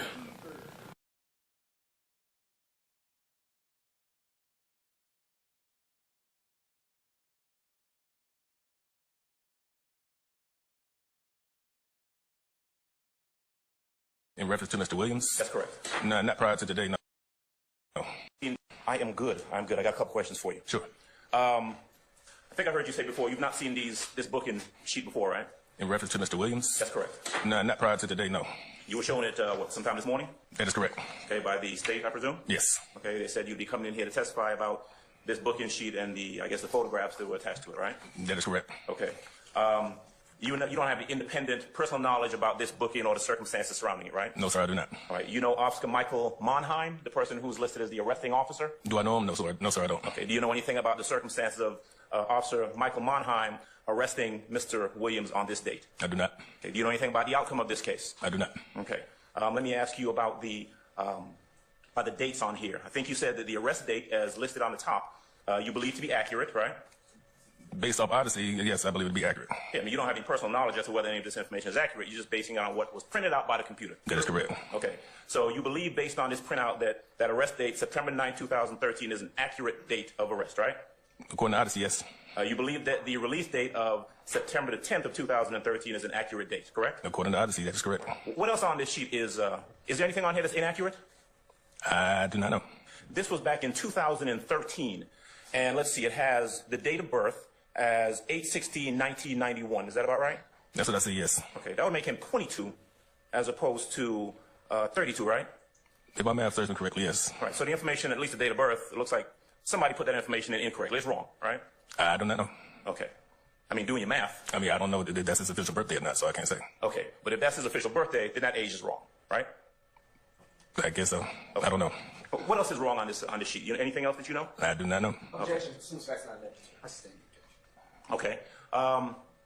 Let's see. So you know from, or you can tell from this document that it looks like Mr. Williams was arrested on the 9th, released on the 10th. You know that from the document, true? That is what I see. You know what he was doing on the 11th? I have the slightest idea.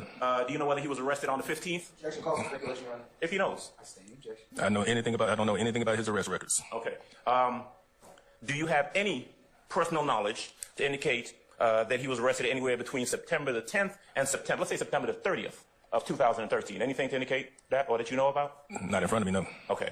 All right. So I want to ask you about the photograph. You know what a lace front is? Objection. Relevance, Your Honor. I'll rule the objection. You can answer it. You know what a lace front is? Imagine it's something similar to a wig, I guess. Kind of a wig, right? Yes. You know what it means when someone says someone has blonde hair? Yeah, they have blonde hair. Yeah. Look to your left. See the young lady? Yes. Okay. Blonde hair, right? Yes. Okay. Let me see. Young lady sitting here at the table, closest to me, to my left, with the jacket on. Dark black hair, right? Yes. Okay. There's a difference between black hair and blonde hair, true? Yes. You know what a ponytail is?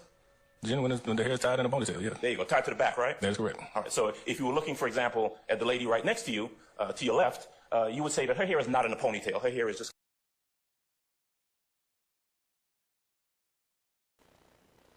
All right, y'all, give me a couple seconds. I got one more I want to play before we get up out of here.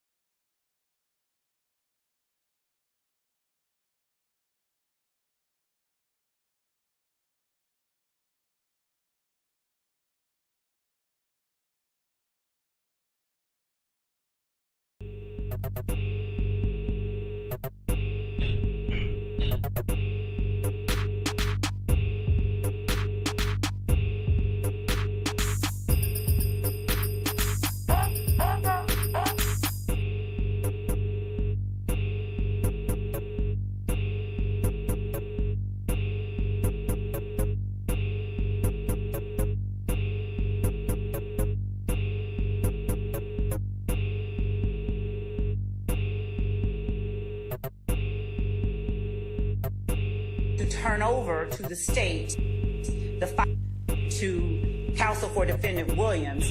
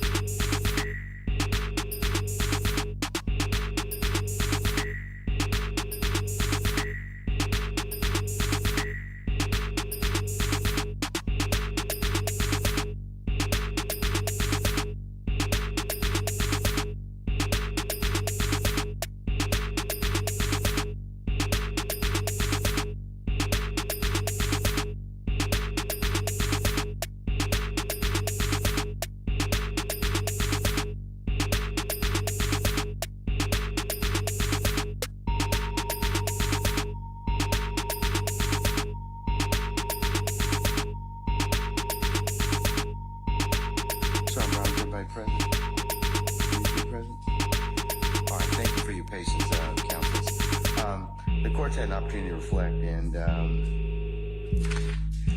Mr. Steele, if I could ask you to take the podium, please, as well. Stand next to your attorneys.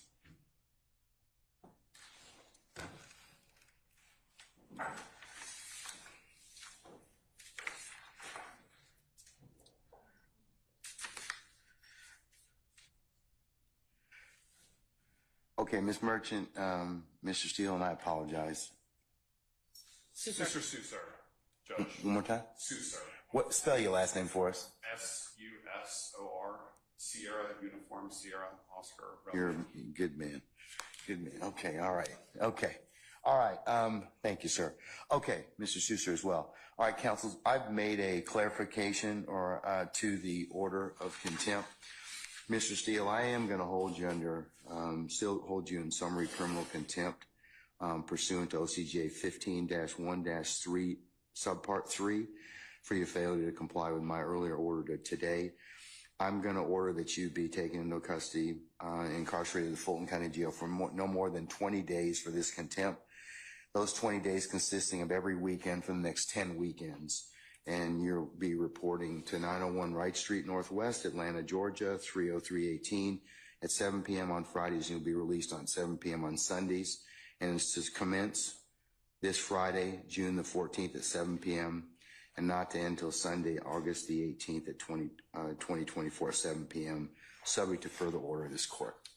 And that will be entered and e-filed, and you may take whatever steps you and your counsel deem appropriate after that. Okay?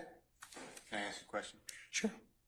I'm going to file a notice of appeal, but for whatever reason that doesn't take, and you don't give a bond, then I'd ask that I can be with Mr. Williams and we work on our case all weekend, for all those weekends. Otherwise, I can't prepare. I speak with Mr. Williams all the time. That's up to you, and sir, I will. Sir, if that comes to pass, you have my support. I will talk with our sheriff, and we may be able to make that work. Okay, if that should occur. Okay. All right. Okay. All right. All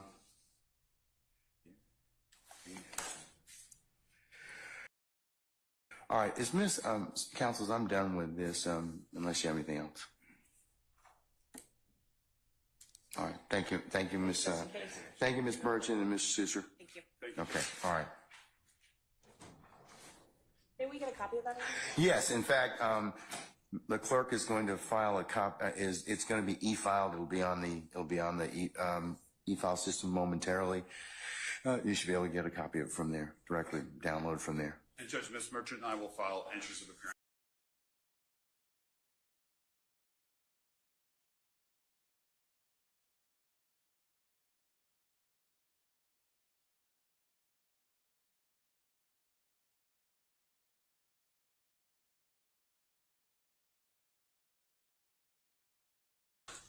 And that was this. I told him. Plus, he's had. Criminal contempt. Is it criminal contempt that you held him in? Yes, ma'am. Okay, and you said you had a hearing earlier today. No, and with criminal contempt, I told him what the contempt was, and that was he refused to tell. Order of the court. If counsel, as you know, if the court orders you to do something and you don't, that's criminal contempt. So I've asked him several times, please just tell me who it is that told you. I didn't ask or inquire about anything that was said. I just want to know who it was. Because he's got too much detail of this particular alleged conversation for the court to be concerned about it. So. And Judge, since it is a criminal contempt, he is entitled to due process. He's entitled to a hearing, entitled to an actual show cause, entitled to the allegations actually written, entitled to a witness list. We're entitled to present our own witness list. And well, no, notice of that criminal contempt is different. It is on the spot. So he's gotten the due process he's going to get. That's on the spot. I told him. Plus, he's had all day to tell me who it is that is it. So a little different, Ms. Merchant. I won't disagree with you, but well, and okay. Judge, just for the record, it's that's direct. So what you're holding him in is in direct criminal contempt. Yes. The issue with the direct criminal contempt is whether or not to actually hold a hearing now, whether or not it needs to be held immediately. And the problem is, if you hold him in direct criminal contempt, as you're saying that you did, you are a witness to that proceeding. And so it has to be referred to another judge. Doesn't require recusal. You actually have to sua sponte send it to another judge because you are a witness to the proceeding. Show me the case law that says that, Ms. Yes, Merchant. it is Henry McClarty. It's 152 Georgia App 399. And it says that is one of the cases. Also, two other cases, Henry Adams, 215 Georgia App 372. Well, 1 second. Give me the name of the first case again. Henry what? Do you want just the number, Judge? Yeah, I would, thank you. 215. 215. Georgia App. Georgia App. 372. Okay. Also 215. Georgia App. 349. Okay. That's Adams and Hasty. You have anything a little more current than 1994? Hasty is 94. Unfortunately, contempt of attorneys is not a common proceeding, so most of the cases are a little bit older. And Judge, I'm not the only one here. There's quite a few other lawyers that want to be present in the court. There's about 20, 25. The challenge is I have space allocations, as I told you. So you can, like I said, since you are representing him, that's fine. He told us, Mr. Steele told us that. Anybody else, because I have security concerns as well, and we have to vet people to come in, then they can go to 8H, and they can certainly watch the proceedings from there. Okay. And Judge, for security purposes, they're all attorneys, they're all members of the bar. I can give you all their names. They still would have to be searched and still would have to be subject to the court's protocols. And also, there's room in the jury box, and then there's room in the courtroom, so we would ask that they be allowed to. I don't want them in my jury box, okay? No. I understand. May one additional attorney come in, then Alex Susser. And we're here on behalf of Gactel for our strike force. He is the chair of the strike force. I'm the president of the Georgia Association of Criminal Defense Lawyers and also a member of the strike force. So can he come in as another attorney co-counsel? Yeah, I certainly may, sure. Great. Alex Susser. Alex Susser. Thank you, Judge.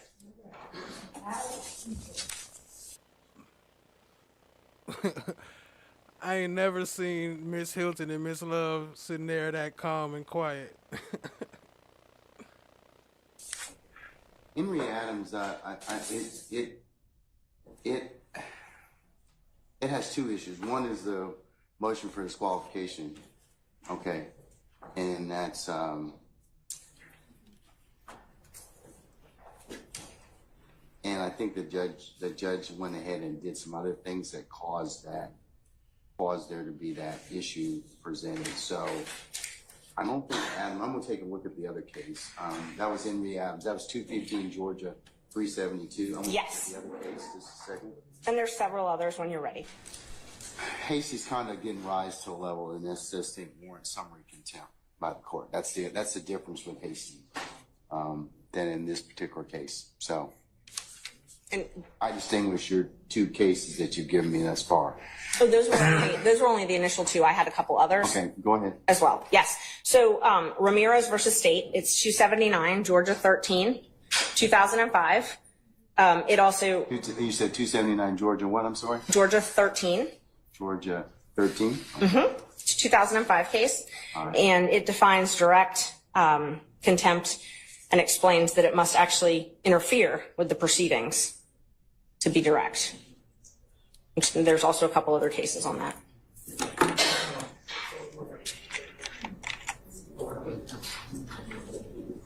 See, but you all are covering under, let me see.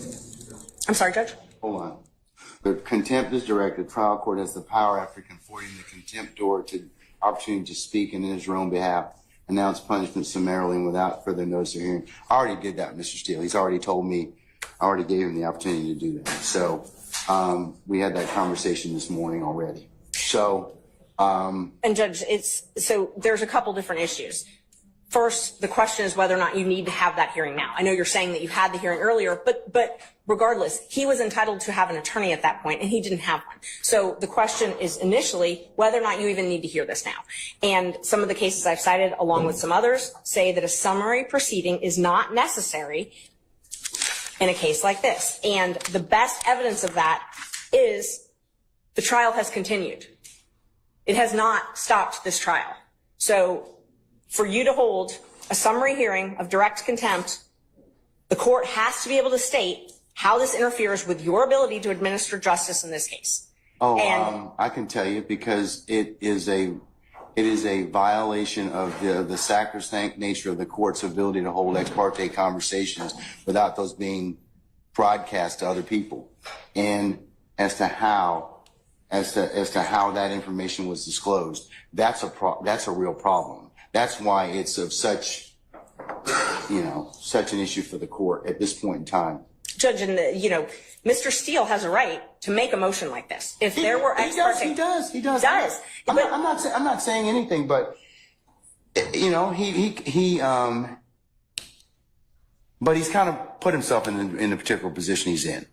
No, Judge, I don't agree. I'm I'm gonna disagree with you, okay? I believe that the court has put him in that position. No. He cannot be held in the law states, McClarity, which I cited to you earlier. And it is true that direct summary contempt, which arises in the presence of the court, intends to scandalize it and or hinder or obstruct the orderly process of the administration of justice. The preservation of order and decorum of the court is exempt from due process requirements of notice and hearing. That's even Moody, goes back to 1974. So I believe that Mr. Steele's, he can file whatever motions, but his particular actions in this case, I just want to know who told him this. That's all. I'm not asking him this to release or otherwise tell any conversations, but I just want him to tell me that. And Judge, so that's what you want, but that does not conflate to a contempt. Your desire for him to answer your question does not mean that you have the power to hold him in contempt. So you can come into court, Mr. Merchant, and not answer a question of the court and not be held in contempt?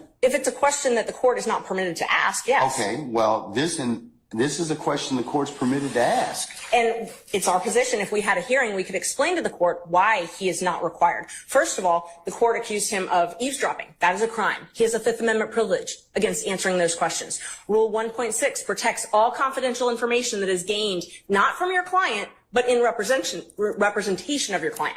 He has the ability to protect that information. But we don't even need to get there because he can't be held in contempt, and you can't threaten him with contempt for presenting a motion in good faith. He presented a motion in good faith that he believed there were ex parte communications. You are a witness to that because it's my understanding that you were part of those ex parte communications. They can't be ex parte if you weren't part of them, by nature.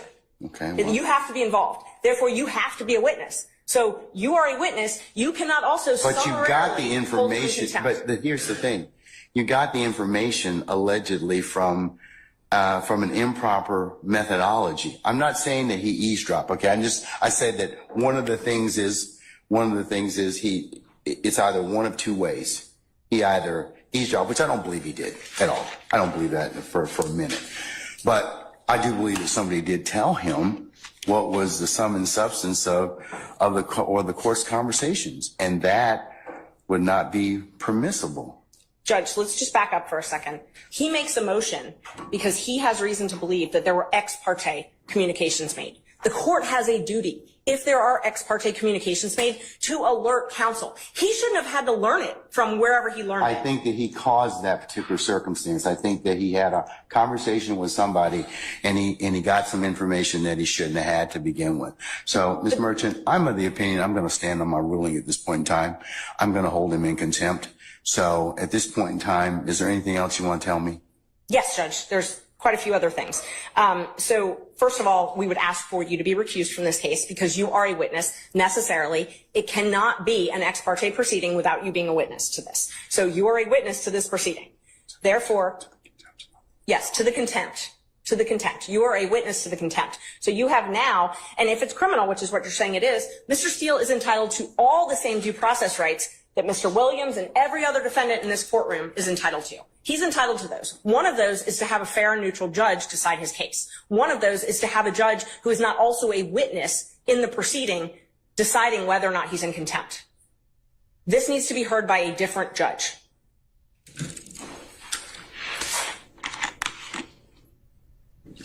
And he has the right to subpoena witnesses. He has the right to an attorney. He has the right to due process, notice, a show cause hearing, notice of the alleged violation, whatever rule it is that that the court believes, and a hearing where he can call you as a witness.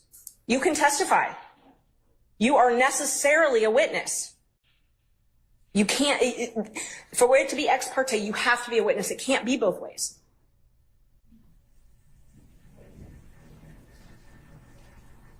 I'll let an appellate court decide that. So, anything else? No, we'll file a notice of appeal. Okay. And we need to have the order reduced in writing as well. I'm going to do that right now. I will state for the record at this point in time that Mr. Steele has in fact, or has filed, and I will note this as part for the record in this case.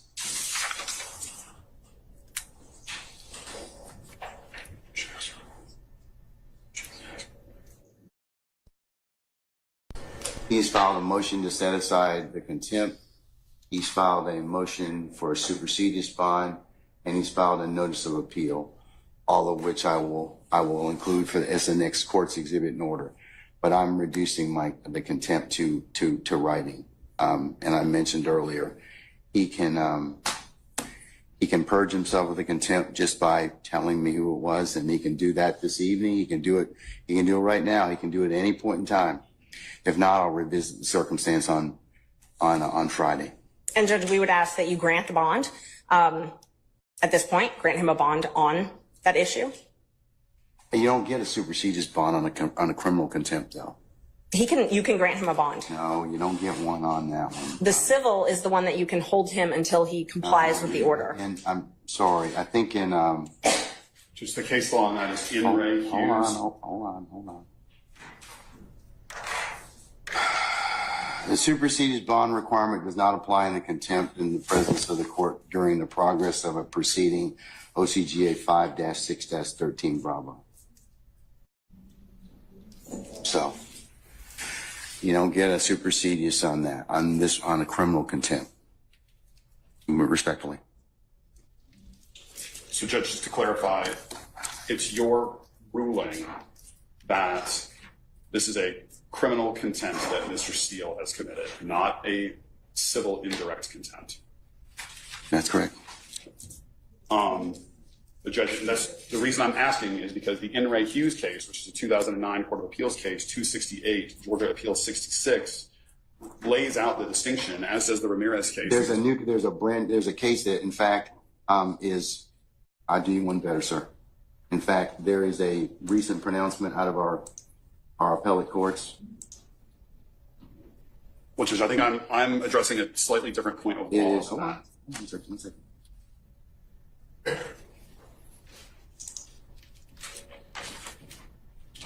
Give you two cases. One is it's Untema. It's a UNTEMA versus Smith, and that's 371 Georgia Appeals 19.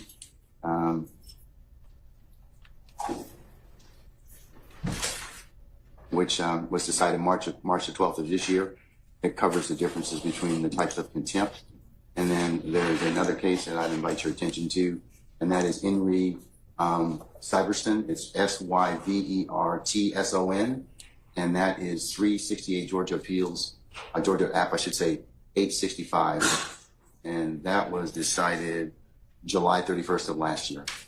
And Judge, I'd just like to point two things out. The statute that you were citing about the supersedious, it only says it's not mandatory. You still have discretion to grant him a supersedious bond. I'm not going to grant a supersedious bond. And so you definitely have the discretion to grant him a supersedious bond. The other issue is if it is a criminal contempt and you are finding him guilty, where you get to impose a sentence, maximum 20 days and $1,000 fine. So if you're going to incarcerate him under a criminal contempt, he's got to be sentenced. Well, his contempt is, as long as he, when he tells me what the basis of the conversation was, I didn't ask what, but he tells me that, then I can certainly, he purges himself of the contempt. Then that's civil, Judge. That's civil contempt. That's civil. And that's respectfully, I would point you to In Re Hughes, which stands for the same point of law. Civil contempts impose punishment as a means of coercing future compliance with the prior order of the court. Here, the prior order of the court presumably is that you have directed Mr. Steele to answer the question, to disclose the information as to who is his source for knowledge of this ex parte meeting that occurred earlier today. Criminal contempt imposes unconditional punishment to punish the act which has occurred in the past and cannot be purged. It is not capable of being purged, in which case what Ms. Merchant said applies, which is that there is a 20-day maximum sentence and $1,000 fine. It is, for all intents and purposes, a misdemeanor offense, Judge, which is why the ends apply to that. Now, Mr. Steele has indicated to us he does not believe that he can answer the question without violating his duty of loyalty and duty of confidentiality to his client. So he is being placed in a position where he's either going to jail or he's going to commit an offense that will put his license to practice law at risk. And that is an untenable position to be in. And Mr. Steele is a zealous advocate for his client, and he is simply trying to protect that duty of loyalty and duty of confidentiality, because if he answers your question, it is very reasonable to assume and likely that he will be facing a bar complaint that could result in a suspension or in the loss of his license. And so he's in a very, very difficult position where if we were able to have a full contested hearing with the benefit of witnesses and an impartial judge where you're a witness, then everybody could present their side of the story. And I'm not doing that. The reason being is because that takes away the whole point of criminal contempt, and that is you do something, the court tells you to do something, order of the court, and you don't follow it. I didn't ask him to do anything illegal, immoral, unethical. I just asked him to tell me. I know what the privilege is. The privilege is the conversation. I didn't ask him about that. I wanted to ask him about the person. Okay, I'm sorry. Sorry, Mr. Steele has indicated to us that he does not believe he can answer that question without also violating the privilege. Okay. And Judge, that's why we're trying to figure out if it's criminal versus civil. So the issue is you're picking and choosing. You're saying, well, you get the bad side of criminal and no bond, but I really am actually trying to punish you civilly, which is when you hold someone until they comply. Okay, let me think about it just a second, okay? I'm going to take 5 minutes out and we'll think about it. Thank you. Okay? All right. So we'll be in recess about 5 minutes. All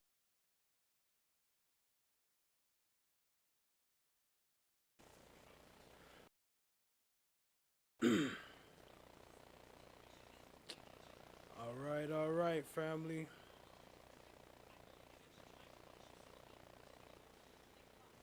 Look like that's about it for today.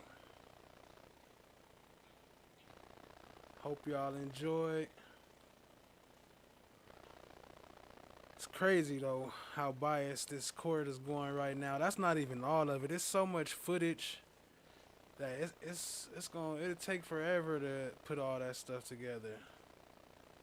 But here go part one, actually part two, but part one for what this series is. But this is Welcome to Glanville part 2. And as you see, he don't give up. But again, thank y'all for tapping in. Appreciate y'all. Hit that like, hit that subscribe, share, comment, and let me know what y'all think about Judge Glanville. Till next time, family, tap in.